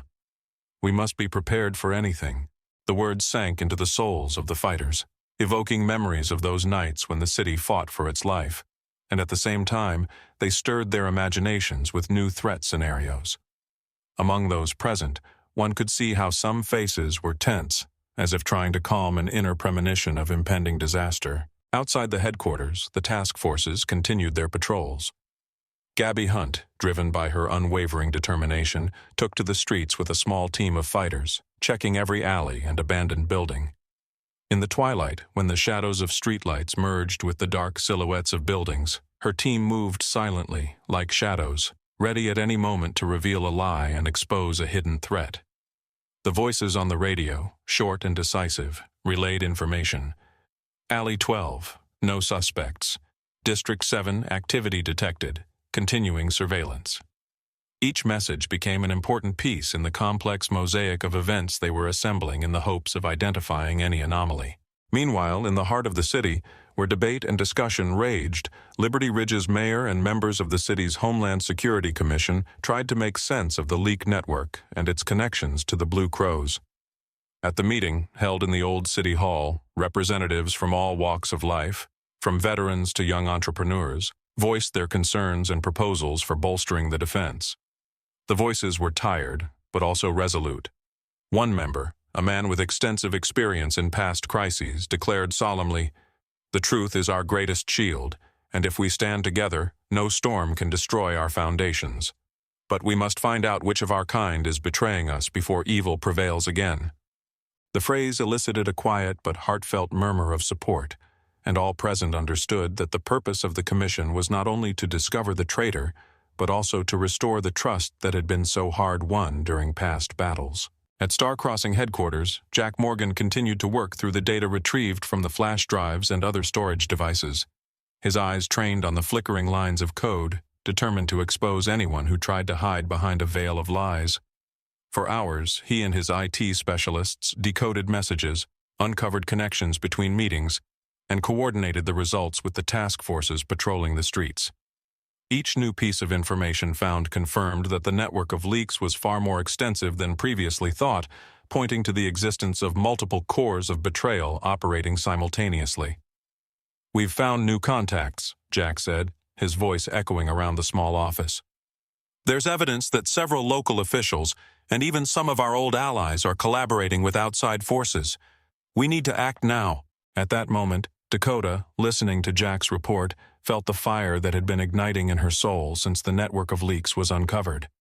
She understood that the decisive battle was coming not only with an external enemy, but also with those who betrayed the trust of her hometown. Her resolve grew even stronger when she remembered the fallen friends and the lives lost in their fight for the truth. "We cannot allow lies to destroy us from within," she said with cold determination. "Today, each of us must be on guard. If the truth emerges, it will become our weapon against the traitors." After the briefing, Dakota gave the order to form special teams to conduct on-site inspections. These teams were to operate in a highly covert manner, interviewing residents, analyzing suspicious events, identifying inconsistencies in meeting schedules, and even eavesdropping on potential communications if necessary. Each of the fighters knew that their job was to restore trust and prove that Liberty Ridge would not surrender to internal threats. It was important not only to apprehend the traitors, but also to restore the people's faith that the city they had built together would remain a fortress of truth and justice. Among these groups, a team led by Gabby Hunt was formed and headed to the most densely populated area of the city, where, according to preliminary information, disloyal elements could be hiding. Their path lay through narrow streets, where houses with peeling paint reminded of bygone times and passers-by, dressed in warm jackets, hurried about their business, unaware of the approaching storm. Along the way, Gabby personally met with several residents, convincing them that any suspicions and mistrust could be dispelled through open dialogue. "If you see something strange, tell us immediately," she said. "We are here to protect you." These words, spoken with genuine concern, gave people confidence and reminded them that their voices mattered. Meanwhile, Jeremy Rowell's team continued to work in an abandoned building on the outskirts of town. Here, in the cold corridors, they discovered another secret warehouse, where, in addition to documents and flash drives, there were old archives, photographs, diaries, and even personal notes belonging to some of Liberty Ridge's influential figures. These archival materials could shed light on long-forgotten secrets related to the town's history, and perhaps explain why so many generations had faced similar crises. Jeremy, looking through the yellowed pages of the diaries, understood that the past held the keys to the present, and perhaps it was there that the answers to the questions that tormented them now could be found. "History repeats itself," he said quietly, "and to understand where our city is heading, we need to know how our ancestors lived and fought."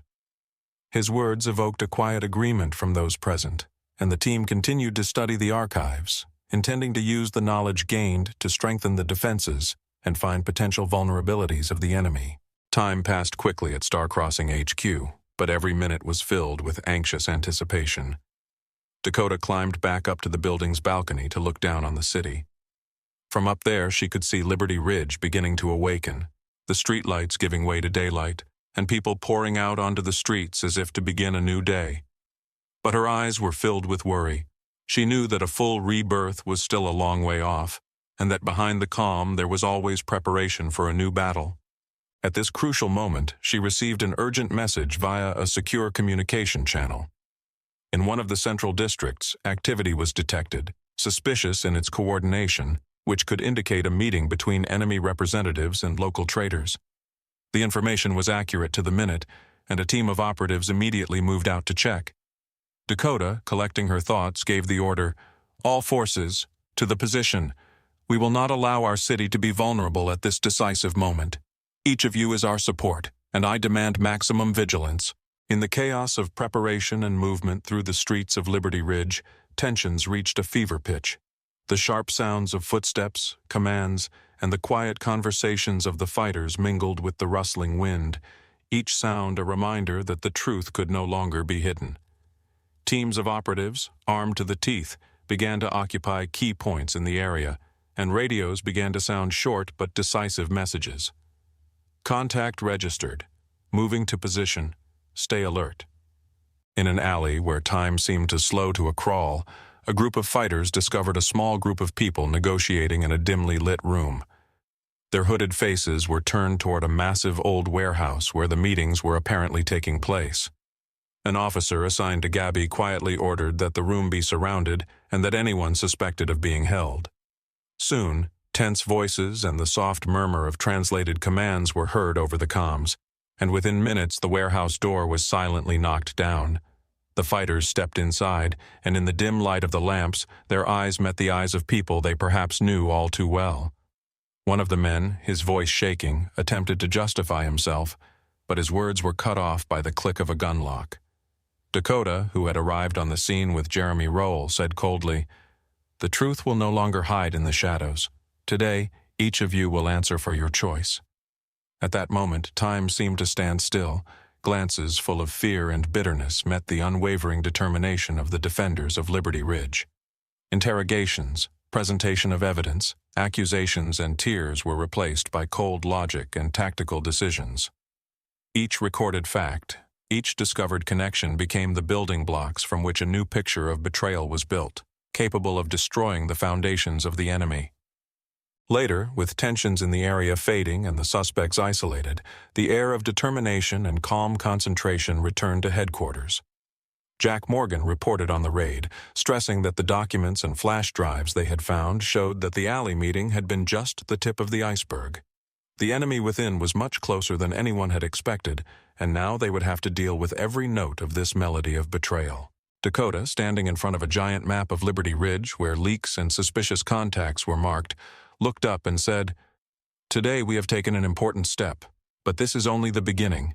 Our fight for the truth continues, and we must purge our ranks of anyone who has dared to undermine the trust of our city. We must be united like never before. If the truth prevails, we can rebuild Liberty Ridge anew, on a solid foundation where there will never be room for lies and betrayal." These words, spoken with the steadfastness of a veteran that echoed in the hearts of every defender, were the climax of the day. From the youngest to those who had lived through many wars, the weight of betrayal began to lift, giving way to a new resolve.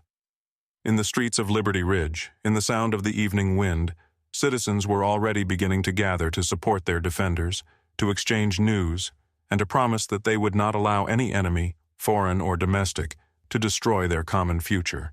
As dusk settled over the city and the night sky opened up again over Liberty Ridge, Dakota Steele once again climbed onto the balcony of Star Crossing.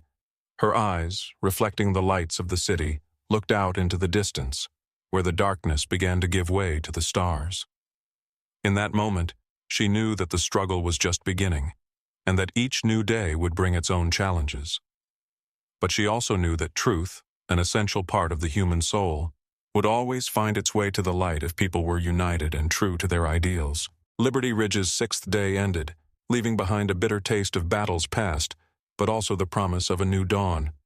The city, wounded but unbroken, prepared for a night of reflection and hope. The defenders, having conducted another analysis, began planning their next steps to ensure maximum protection of communication lines, to tighten control over internal channels, and to establish new measures that could prevent such leaks in the future. Dakota, about to take a short rest, looked at the portraits of her fallen friends hanging in one of the hallways of the headquarters and quietly whispered, "We will not forget you. Your sacrifices will be our shield and support in the battle for a bright future for Liberty Ridge." These words, filled with deep sorrow and unwavering determination, echoed through the hallways, reminding everyone that for every victory of truth, a price was paid. As night fell, the defenders of the city went to their posts, ready to face whatever challenges the next day might bring. Lights flickered in every window and street of Liberty Ridge, a symbol of hope that even in the darkest night, a path to freedom could be found. And though the air was silent, filled with anticipation of another storm, the hearts of the defenders beat in unison, knowing that truth and unity are the best allies in the fight for justice. Night had fallen on Liberty Ridge once again, but now it was not just the silence after the turbulent battles that was felt in it, but the bated breath of the past itself, ready at any moment to rise again and shake the foundations of the city. After 6 days of fighting, when the defenders of the city managed to restore a single frontline unity, the atmosphere in all corners of Liberty Ridge was gradually changing. But now something new, ancient, something that people could barely guess about, hung over the city. The walls of old buildings seemed to whisper stories of old years, and every wind rushing through the deserted streets carried with it the echo of long-forgotten tragedies and unsolved secrets. Dakota Steele, standing on the roof of Star Crossing in the pre-dawn gloom, felt something shift within her. Her gaze, accustomed to constant readiness and strategic calculations, suddenly fell on the ancient engravings that adorned the building's facade. These images, through centuries of adversity and triumph, told of a time when Liberty Ridge was not just a small town, but a place where faith in the eternal power of truth was born in the hearts of people. Now, as the town experienced another turning point, Dakota felt that ancient forces were awakening. Something seemed to penetrate the very essence of the streets, the roots of the old trees in the city park, and even the rustling voices of locals gathered for morning service. In the central square, where the day before, Liberty Ridge's mayor had held another meeting of the Homeland Security Commission, people continued to discuss the latest events. After the network of leaks had been exposed and the traitors had been arrested, it seemed that the pain and doubts were gradually receding. But there was a strange wariness in the air, as if someone expected that the past was ready to rise again and once again challenge the present. Citizens gathered around restored storefronts and updated streetlights, whispering about ancient legends passed down from generation to generation.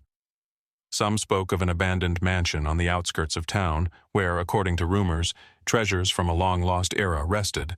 Others, of shadows wandering through old cemeteries, and of signs left on ancient stones that could foretell future disasters.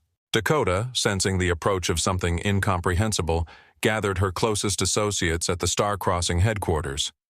On the table, strewn with maps, documents, and archival materials, lay ancient letters and photographs found by Jeremy Rowell in abandoned archives. These documents, dated many decades before today's events, revealed the history of Liberty Ridge, its ties to ancient families, with legends of treasures and curses passed from father to son. Jack Morgan, carefully studying one of the yellowed albums, said quietly, but with obvious anxiety, "These records say that our town has always been the object of a struggle between the forces of light and darkness. Perhaps what we are experiencing now is just a repetition of an ancient cycle that inevitably returns again." Jack's words were a wake-up call that made everyone in the room jump. Gabby Hunt, checking her radio, relayed messages from patrols patrolling the abandoned neighborhoods where time seemed to stand still. "Strange activity in the area of the old mansion," she reported, unfamiliar shapes flickering in the darkness, as if guided by something supernatural. The news sent a wave of anxiety through people as they began to recall old tales that every century the town experiences a time when forces hidden in the depths of history awaken to test the fate of Liberty Ridge once more. Dakota, sensing that something important was about to happen, ordered a field team led by Gabby to inspect the area around the old mansion that had been rumored for years. The mansion, located on the edge of town, had long been the subject of rumors. It was said that its walls held the secrets of the ancients, and in the dungeons one could find artifacts that could provide answers to questions about Liberty Ridge's past. Gabby, leading the group through narrow, almost abandoned streets, told her fighters that the history of the city does not end with the current battle with traitors, but extends over centuries, linking the destinies of people with ancient prophecies. "Be careful," she whispered. "This may not only be our enemy, but also the very power that worked miracles and horrors in the past." Meanwhile, at Star Crossing headquarters, Jeremy Rowell, while researching the archives, came across journal entries that described something strange, references to ancient shadows that could influence the fate of cities and even entire nations. These entries, written by a man who lived in an era of change, were full of symbolism and mystery. He noticed that several names mentioned in the journal matched those of some of Liberty Ridge's famous families, and he suggested that the ancient forces spoken of in the legends could be tied to the very essence of the town. "We need to figure this out," Jeremy said.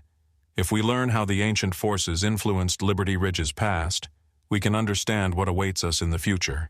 Dakota, having collected all the data, decided to hold a general meeting in the headquarters room, where all the key figures in the city's defense were invited. Jack Morgan, Gabby Hunt, Jeremy Rowell, and even several representatives of the city commission.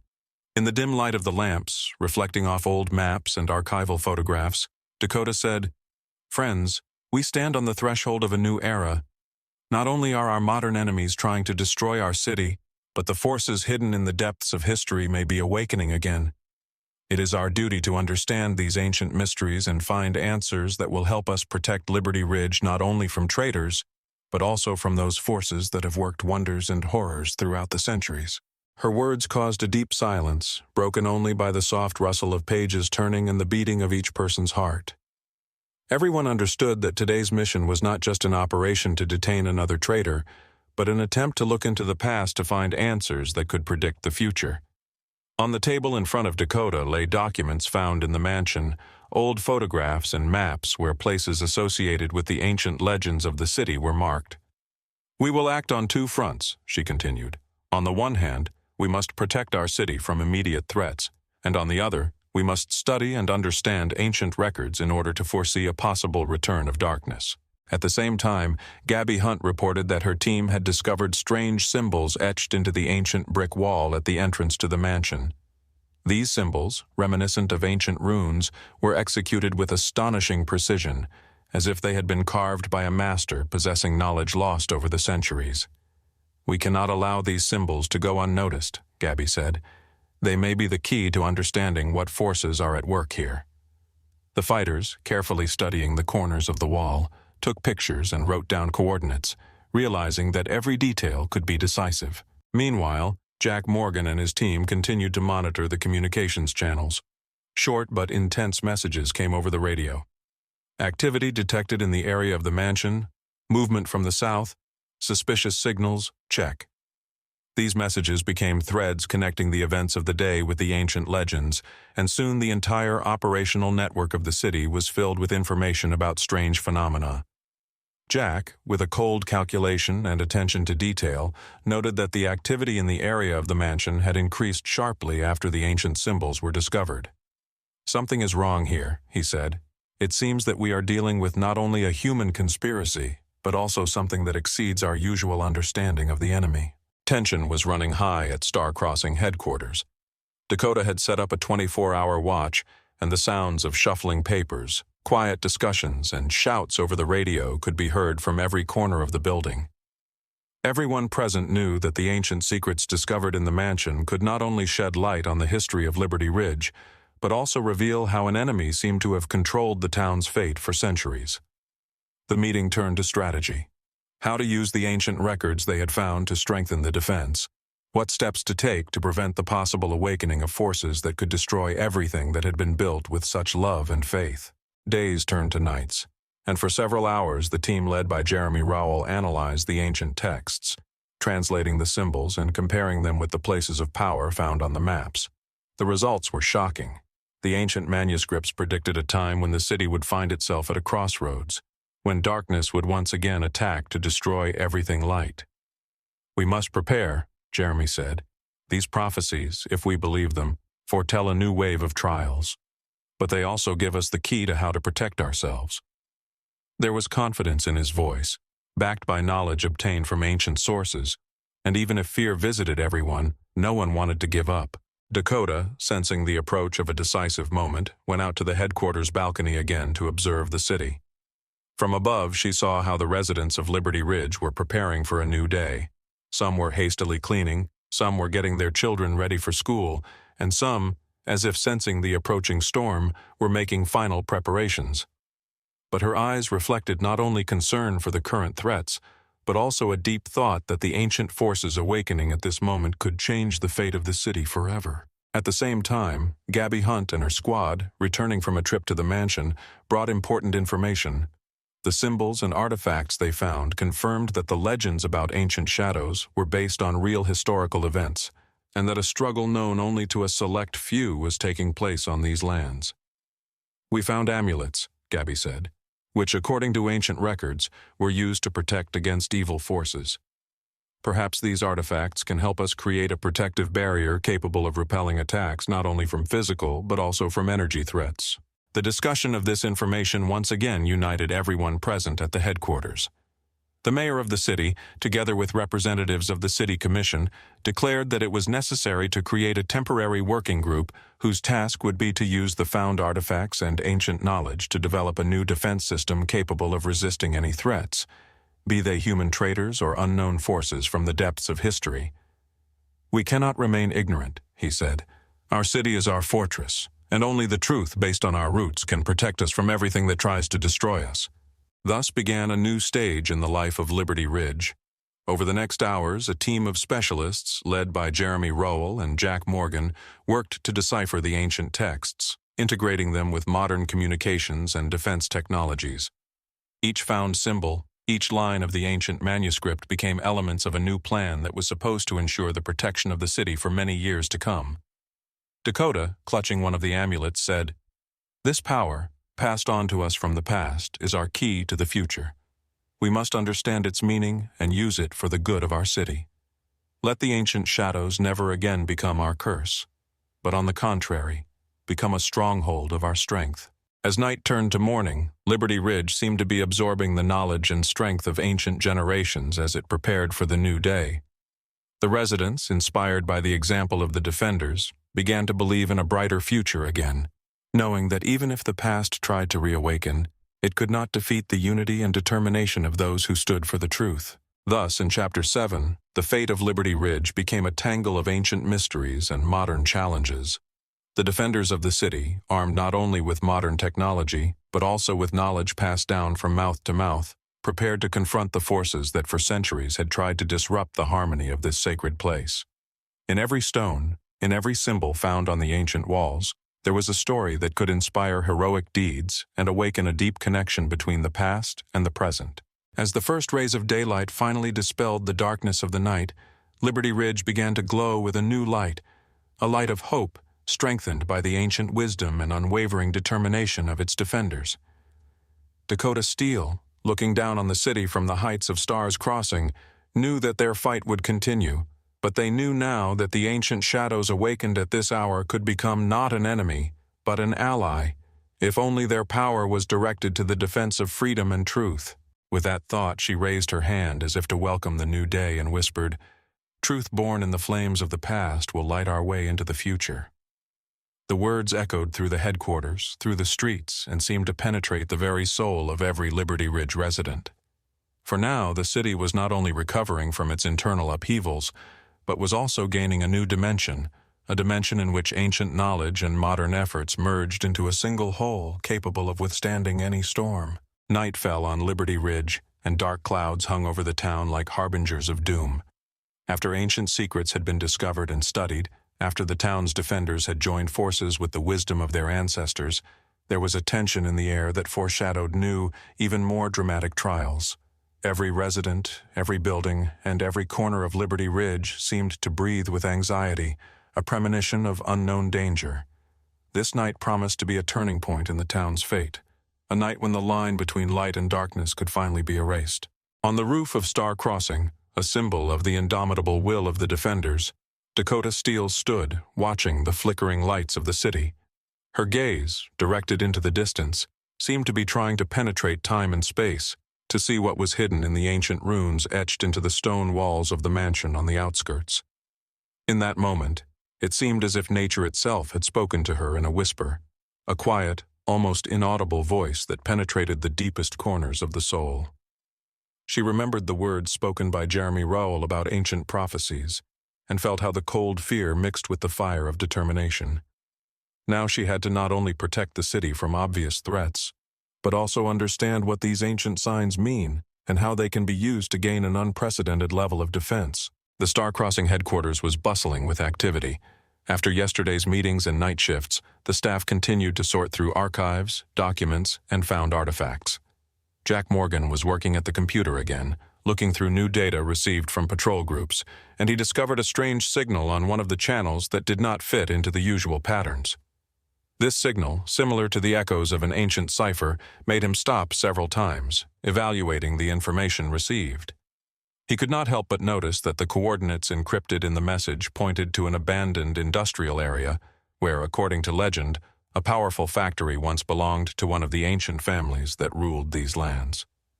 "This could be the key to the mystery," he said quietly. "The key we so need to understand what is happening." His voice, full of determination and foreboding, echoed around the small office where everyone involved in the operation listened. Meanwhile, Gabby Hunt and her patrol team moved toward the industrial area, where they had heard there was increased activity. The chill of the night and the rainy streets, reflecting the light from the few street lamps, created an atmosphere of surreal anticipation. Gabby, the leader, was strict and experienced, giving precise instructions. "Follow me, stay in groups, and stay close to each other. If you see anything suspicious, report it immediately by radio." Her voice was cool and confident, the voice of someone who had faced unpredictable dangers before, and today it foreshadowed new challenges that could change the balance of power in the city. In the industrial area, time seemed to stand still. Abandoned warehouses and rusty factory structures, covered in graffiti and remnants of former industrial glory, looked like silent witnesses of bygone eras. Here, every echo of footsteps and every creaking movement of old doors was filled with history. Gabby and her team slowly moved along the narrow alleys, looking at every corner. And suddenly, from the darkness, on one of the abandoned factory sites, they heard a strange sound. Rhythmic beats, reminiscent of a heartbeat, but emanating not from a person, but from some ancient mechanism that had forgotten its purpose. This sound, at first unclear, gradually became clearer, reminiscent of the voice of the past, which was calling to itself. Gabby stopped and, pressing the radio to her ear, asked for the volume to be turned up. Within seconds, a quiet, almost mechanical echo came over the channel, sounding like a repeating code signaling something important. "Guys," she said, "I think we've stumbled upon something unusual. Follow me." And the group, as a single unit, moved toward the source of the sound. Each step was filled with tension and anticipation, as if the fate of the city hung in the balance. Meanwhile, at headquarters, Dakota was holding a meeting with members of the Homeland Security Commission and experts on ancient runes. On the table in front of her were translations of ancient texts found in the archives of the mansion, as well as maps on which the lines connecting the ancient monuments of the city with the industrial area were marked. Jeremy Rowell, looking through the ancient records, noted with surprise, "These texts say that at certain moments in time, the forces that control nature and the destinies of people can awaken. Perhaps today we are witnessing the beginning of such an awakening." His words caused mixed feelings, fear and trepidation, but also a desire to understand what exactly the ancient forces are preparing. Dakota, clutching one of the rune-adorned amulets, said, "We have already lost much in the fight for Liberty Ridge, but today we must take another step, to understand what lies behind this ancient code. If we can decipher the message our ancestors left behind, we will not only be able to protect the city, but also gain the strength to withstand any threat." Her words, full of faith and determination, inspired everyone present, forcing them to forget about the fear of the unknown. Meanwhile, Gabby's patrol reached the abandoned factory. Inside a large hangar building, where light penetrated only through broken windows, the fighters discovered a huge metal object that seemed to be part of an ancient mechanism. Its rhythmic beats, echoing through the empty corridors, resembled the pulse of a long-forgotten time. One of the fighters, carefully approaching the object, noticed that the very ancient symbols mentioned in the archival documents were engraved on its surface. He took several pictures and then, gathering the entire group, reported, "These signs match those we found at the entrance to the mansion. There is a connection between the past and the present here, a connection that cannot be ignored." The fighters' voices merged in a quiet discussion, and Gabby, listening attentively to the radio, reported, "Everyone has recorded the position of the object. We continue to survey the territory. We need to collect as much information as possible." At headquarters, Jack Morgan, watching the images being transmitted from the scene, noticed something strange. Silhouettes were flickering against the background of the metallic object, moving as if they were being directed by an invisible guide. He called one of the image analysts, and he, having enlarged the frames, noted that the movements had the features not only of a mechanism, but also of some kind of organic synchronicity, as if ancient forces were coming to life in rhythm with this object. "This is incredible," Jack whispered. "We are dealing with something that combines technology and ancient magic." His voice trembled with excitement, and at that moment the entire headquarters plunged into a discussion of hypotheses about what this phenomenon could mean for Liberty Ridge.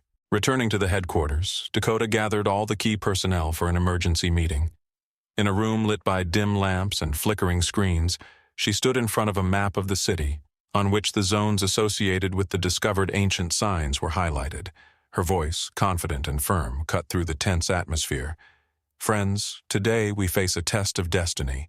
Our city, our Liberty Ridge, stands at the threshold of a transition, a threshold where the ancient forces awakened in our lands can either become our greatest ally or turn into the most destructive threat. We must act quickly and wisely. Our patrols have confirmed the presence of an object in the industrial area where ancient runes are etched. This is the intersection of the past and the present. We will increase surveillance, and I order the formation of a specialized squad to study this object and protect the surrounding area." At that moment, a radio chimed in the room. "Commander," one of the soldiers said, "movement has been detected at the facility, and it appears to be increasing. Our sensors indicate that activity is increasing." Dakota nodded, and her eyes flashed with determination. "We will not allow this activity to escalate into an uncontrollable force. All units, hold positions and prepare to evacuate if the situation gets out of control. We must determine what is happening and, if necessary, neutralize the threat." Meanwhile, Gabby's group, moving towards the object, noticed that a small crowd had begun to gather around it. people dressed in ancient attire, as if they had come from the pages of an ancient chronicle. Their faces were serious, their eyes were full of deep understanding, and they carried with them an atmosphere of unearthly importance. One of them, an elderly man with gray hair and a look full of wisdom, came out to meet the patrol and said in a slow, solemn voice, "We have been waiting for this hour. Ancient forces are awakening, and the time to act has come." These words, sounding as if from the ancient past, caused both surprise and caution among the fighters. Who were these people? Were they really connected with the ancient traditions of Liberty Ridge, or was this another trap of the enemy? Gabby kept her composure and, straining her radio, gave the command, "Take them under control without provoking them, but do not let them get too close. Keep your distance and document every word." Soon an exchange of remarks began. The old man spoke of ancient covenants, of the power of ancestors, and the fighters recorded his every phrase, trying to understand what role they could play in the coming events. One of the representatives of the old men, a woman with deep wrinkles, added, "Our family always knew that the time of trials would come. We have come to remind you of the ancient wisdom that has been passed down from generation to generation. Liberty Ridge is not just a city, it is the heart of this land, and its fate is intertwined with the fates of all of us." These words, filled with almost mystical power, made many fighters think that perhaps ancient traditions could become the very shield that will help them repel modern threats. Back at headquarters, Dakota made a decision. It was necessary to negotiate with representatives of these mysterious people to understand their intentions and possibilities for cooperation. In the headquarters hall, where anxious discussions and tactical plans were already being made, she declared, "We cannot turn away from the voice of the past. If our new allies truly bring wisdom and strength, we must learn what they can offer to strengthen our city. But remember, we will trust only after careful verification." Thus, a new variable crept into Liberty Ridge, an alliance that could combine ancient knowledge with modern technology. The determination of the defenders and the willingness to listen to the voice of the ancestors became a symbol of a new stage in the fight for the city.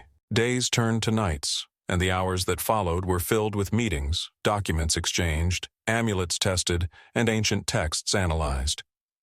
Jeremy Rowell and Jack Morgan worked to integrate the ancient symbols they had found into a modern defense system. They experimented with energy fields, trying to adjust the equipment so that the amulets found on the mansion grounds would create a protective barrier around the city's critical facilities. Each new test was accompanied by excitement, because if the power of the ancestors could be activated, Liberty Ridge could gain not only a strategic advantage, but also a spiritual renewal. During this same period, representatives of the mysterious group met with a delegation of defenders in an abandoned building specially set aside for negotiations. The old man leading this group introduced himself as Edmund Reyes, the keeper of ancient secrets, who promised to pass on the wisdom of the ancestors to those worthy of receiving it. The negotiations were tense and full of mistrust on both sides. Edmund spoke slowly, choosing each word, and his voice sounded like an echo of ancient times. "Our city has always stood at a crossroads. If you are ready to accept the wisdom of the ancestors, if you realize that the power given to you over the centuries should serve for protection and not for destruction, then we are ready to share with you the knowledge that will help you gain true strength." Dakota, listening carefully, understood that this moment could be a turning point, not only for the defense of Liberty Ridge, but also for the defenders themselves, for their souls and future. After lengthy negotiations, during which the terms of cooperation were discussed, agreements on the transfer of some ancient knowledge and rituals, the parties came to the understanding that the ancient forces could become allies if they were correctly understood and used. At this point, the atmosphere in the headquarters changed. The darkness seemed to recede, giving way to glimmers of hope and unity. Jack Morgan, together with technical specialists, had already begun to integrate the acquired knowledge into the city's surveillance and defense system, and Gabby Hunt was preparing new patrols to strengthen the perimeter. That evening, as Liberty Ridge once again wore its twilight, Dakota Steele stood at the window of the headquarters, looking out over the bustling streets. Her eyes were filled with weariness, anxiety, but also unquenchable determination. She knew that the test of fate was just beginning.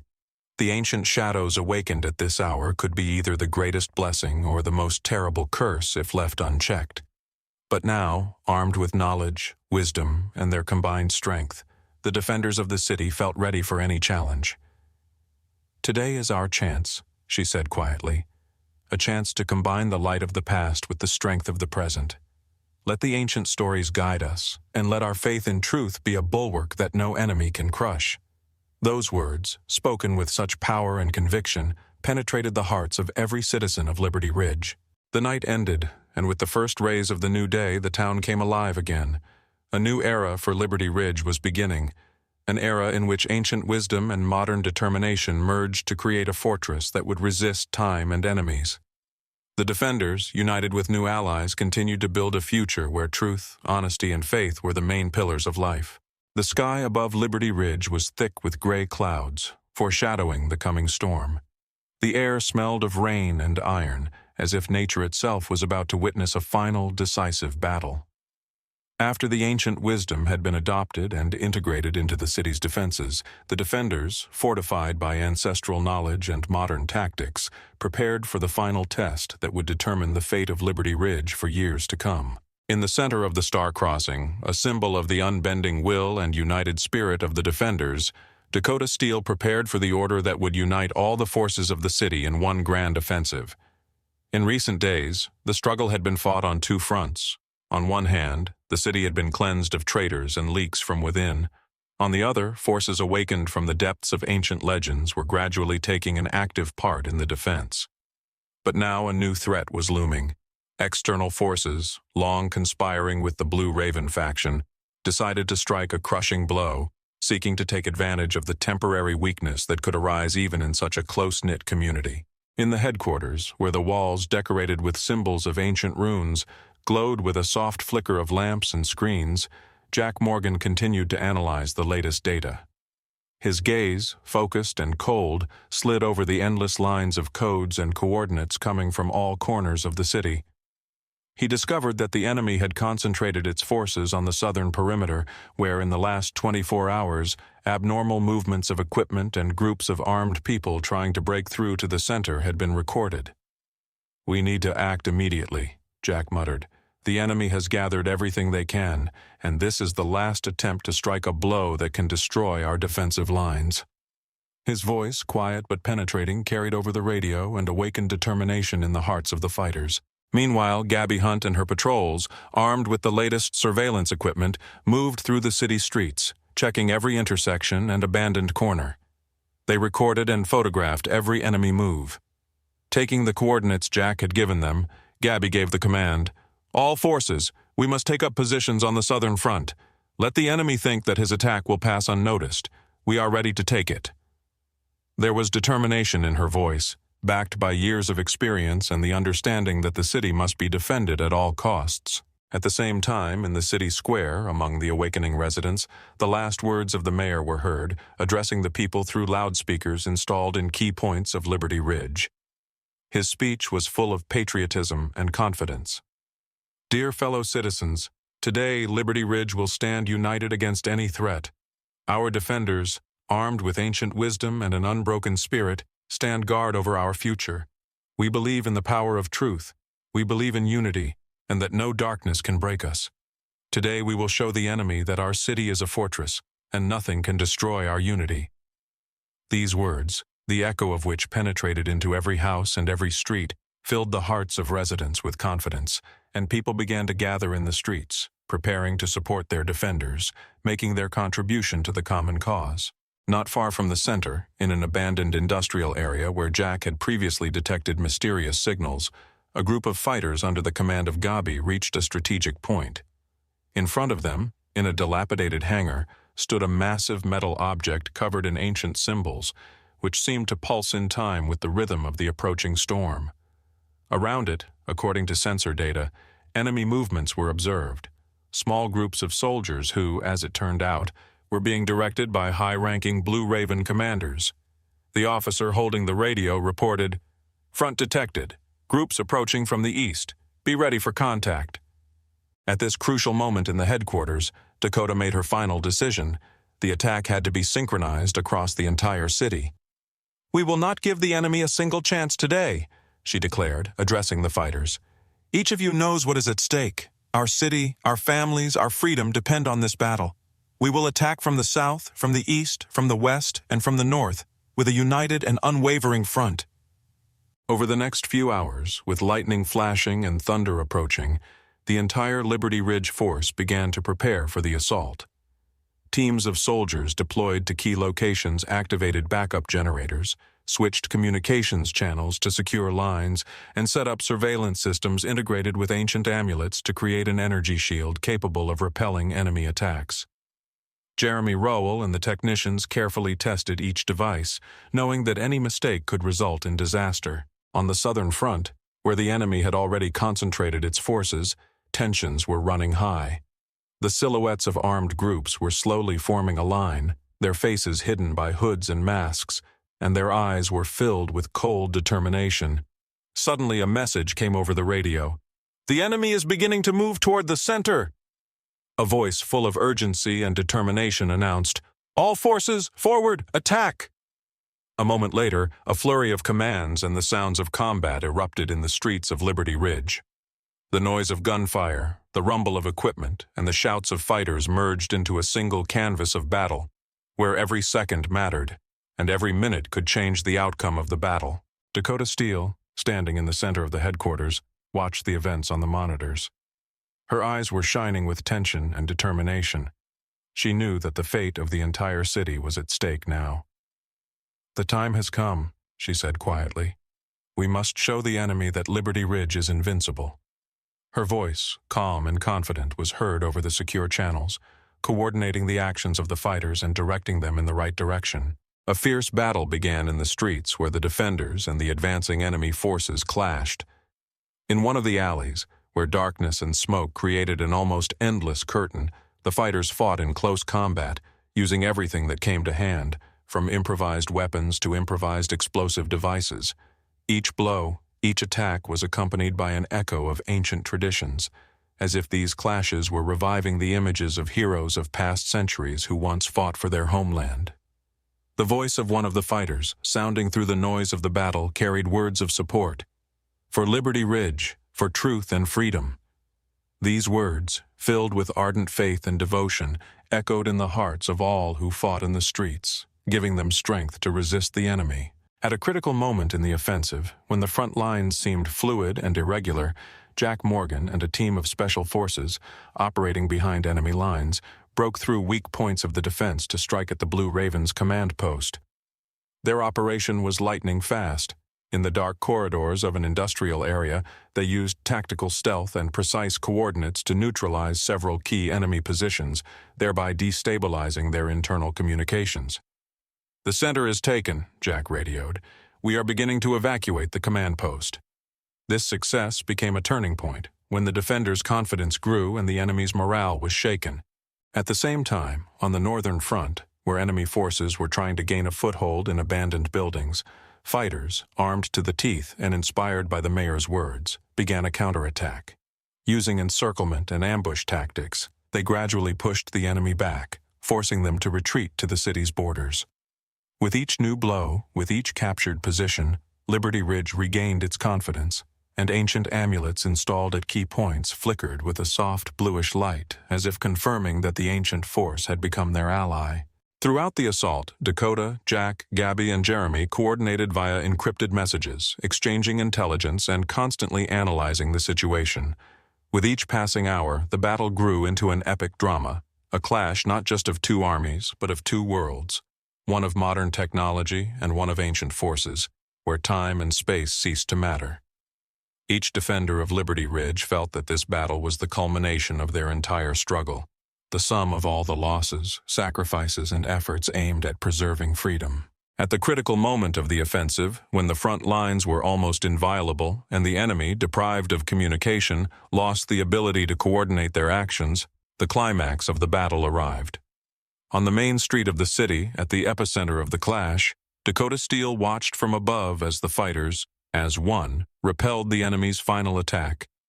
The voices of the fighters, the cries of encouragement and the sounds of weapons merged into a single sound that seemed to be able to awaken the earth itself. "This is our moment," Dakota said. "Let's show that Liberty Ridge does not surrender to anything." Her words, given over the radio, became the final call to battle, and every unit of the defenders, armed not only with equipment but also with faith in the truth, stood on the defensive line with fury and determination. Finally, when the last enemy units, weakened and demoralized, began to retreat, there came a lull, so long and so welcome. The roar of the war machines died down, and the streets seemed to have regained their silence, filled with the echo of given orders and cries of victory. The defenders of Liberty Ridge, tired but undefeated, gradually realized that the battle was over. Their city was free again. However, at that moment, no one forgot that the victory was achieved not only by weapons, but also by the united strength of the soul, ancient covenants, and faith in a bright future. The headquarters, where tension and uncertainty had reigned, was now filled with joy, mixed with deep sadness for the losses. The mayor of Liberty Ridge gave a farewell speech. "Today we have proved that true strength lies in unity. Our city has survived trials that could have broken anyone, but we have proved that Liberty Ridge is a fortress where truth and freedom live in the hearts of everyone." These words, filled with bitterness and gratitude, were remembered by all who took part in this great battle. Dakota Steele stood on the roof of Star Crossing and looked out over the city, where the streets were once again filled with life. Her eyes showed not only the joy of victory, but also the understanding that the struggle never ends. One must always be ready to defend one's freedom and honor. She said quietly, "We have won today, but it is our duty to preserve the truth, remember the losses, and pass this history on to future generations. May the light of our ancient ancestors always illuminate our path." These words became a parting word for all the defenders of Liberty Ridge, a symbol of the fact that even in the darkest times, faith and unity can overcome any obstacles. As the day wore on, Liberty Ridge began to rebuild, repairing streets, clearing up the aftermath of the fighting, and, most importantly, restoring hope to the townspeople. People took to the streets, hugging, helping each other, and celebrating how the town had become stronger and more united after such a difficult time. New initiatives to strengthen civic self-government and create educational programs about Liberty Ridge's history were already gaining momentum to ensure that such tragedies would never happen again. Jack Morgan and Gabby Hunt, returning from field operations, discussed how new technologies and ancient amulets could be integrated into the city's permanent defense system. Their discussions took place over a cup of hot coffee, surrounded by photographs of fallen friends and memorabilia that reminded them of the price of victory. "We must remember," Jack said, "that each of us is a keeper of this history. Let our struggle not be forgotten, and let it become a lesson for future generations." These words resonated in the hearts of all who knew the price of freedom and were ready to pass it on. The new day brought not only victory, but also the promise of a new dawn for Liberty Ridge, a town that, despite all trials, always recovered and continued to shine a bright light of hope. Dakota Steele, standing before the assembled defenders and residents, once again announced that a special fund would be created in memory of those who died, as well as a program to study the ancient runes and traditions, so that they would never forget where their power came from. Thus, Chapter 9 became the culmination of the Great Confrontation, the final test that proved Liberty Ridge to be a city where modern technology and ancient wisdom come together, where every victory comes at the cost of sacrifice, but where true strength always comes from unity and faith in the truth. Victory was won, but the defenders knew that the road ahead was still long, and that their mission to keep the light of truth alive continued. As evening settled over the city once more, and the last rays of the setting sun painted the sky in fiery hues, Dakota Steele, Jack Morgan, Gabby Hunt, Jeremy Rowell, and all the defenders of Liberty Ridge gathered in the central square for a solemn event. In that moment, amid the flickering lights and sounds of a city coming to terms with itself, everyone understood that the past is never forgotten, and the future always belongs to those who can withstand the storms and keep the light in their hearts. "We are the heirs of a great tradition," Dakota said with quiet but majestic confidence, "and today we have proven that even in the darkest hour, there is light to be found if we stand united. May Liberty Ridge forever be a symbol of courage, truth, and hope for us all." The words, spoken with deep feeling, echoed throughout the square, uniting all present in a single burst of faith and love for their hometown. The sky above Liberty Ridge, previously covered with heavy gray clouds, was now gradually clearing, allowing the first light of the morning to penetrate every corner of the city. This dawn was special. It symbolized the end of a long and bloody struggle, trials, losses, and betrayals. But above all, it signified the triumph of a spirit that did not break in the face of adversity. The defenders of Liberty Ridge, who had survived all the hardships of the last days, stood together as never before, ready to enter a new era where the past and the future merged into one. The main square, where the cries of battle had recently been heard, was now quiet, filled with the quiet whisper of memories and hope for a better future. The mayor, tired but proud, stood on a makeshift stage created from the restored blocks of an old building and addressed the assembled residents. His voice, filled with a deep sense of responsibility, sounded like this: "Dear fellow citizens, today we will stand together to perpetuate the memory of those who gave their lives for our common future. Liberty Ridge has been through fire and water, but our faith in freedom, unity, and truth could not be shaken. Today we celebrate not just a victory, but a new chapter in which each of us is the keeper of this sacred memory and the future that we are building together." The words echoed in the hearts of the townspeople. People who had lived in fear and anxiety a few days earlier were now hugging, smiling, and welcoming a new day with tears of joy in their eyes. Dakota Steele, dressed in simple but elegant clothes, walked onto the stage with Jack Morgan, Gabby Hunt, Jeremy Rowell, and other leaders of the Defenders. She raised her hand as if greeting the dawn, and her eyes, full of warmth and determination, said that the past was behind us, and the future belonged to those who did not forget their history. Liberty Ridge has endured unprecedented trials in recent weeks. From betrayals from within, where a network of leaks has all but destroyed trust between people, to confrontations with an enemy from without, a group that has sought to establish its power through fear and violence. Each of these moments has left an indelible mark on the souls of the inhabitants, but it has also forged their spirits and taught them that true strength lies in unity. It is this unity that has become the bulwark on which the city stands, when ancient amulets passed down through generations merge with modern defense technology, creating a barrier impenetrable to enemies. During the final decisive battle that erupted in the streets, each defender of Liberty Ridge fought not for personal glory, but for the future of their children and grandchildren. The men, their faces covered in sweat and dust, stood shoulder to shoulder as Jack Morgan and his unit, operating behind enemy lines, broke through to the enemy command post. This was the turning point, when the enemy's equipment stopped working and the morale of the enemy was destroyed by internal discord and loss of communication. At that moment, it became clear. Victory belongs to those who manage to maintain faith in the light, even in the darkest moments. In an industrial area once filled with the sounds of mysterious machinery and ancient ruins, Gabby Hunt and a group of patrolmen established control over key positions, preventing a possible second invasion by the enemy. Not only did they neutralize the remaining forces, but they also discovered valuable documents indicating that the enemy conspiracy had much deeper roots than anyone could have imagined.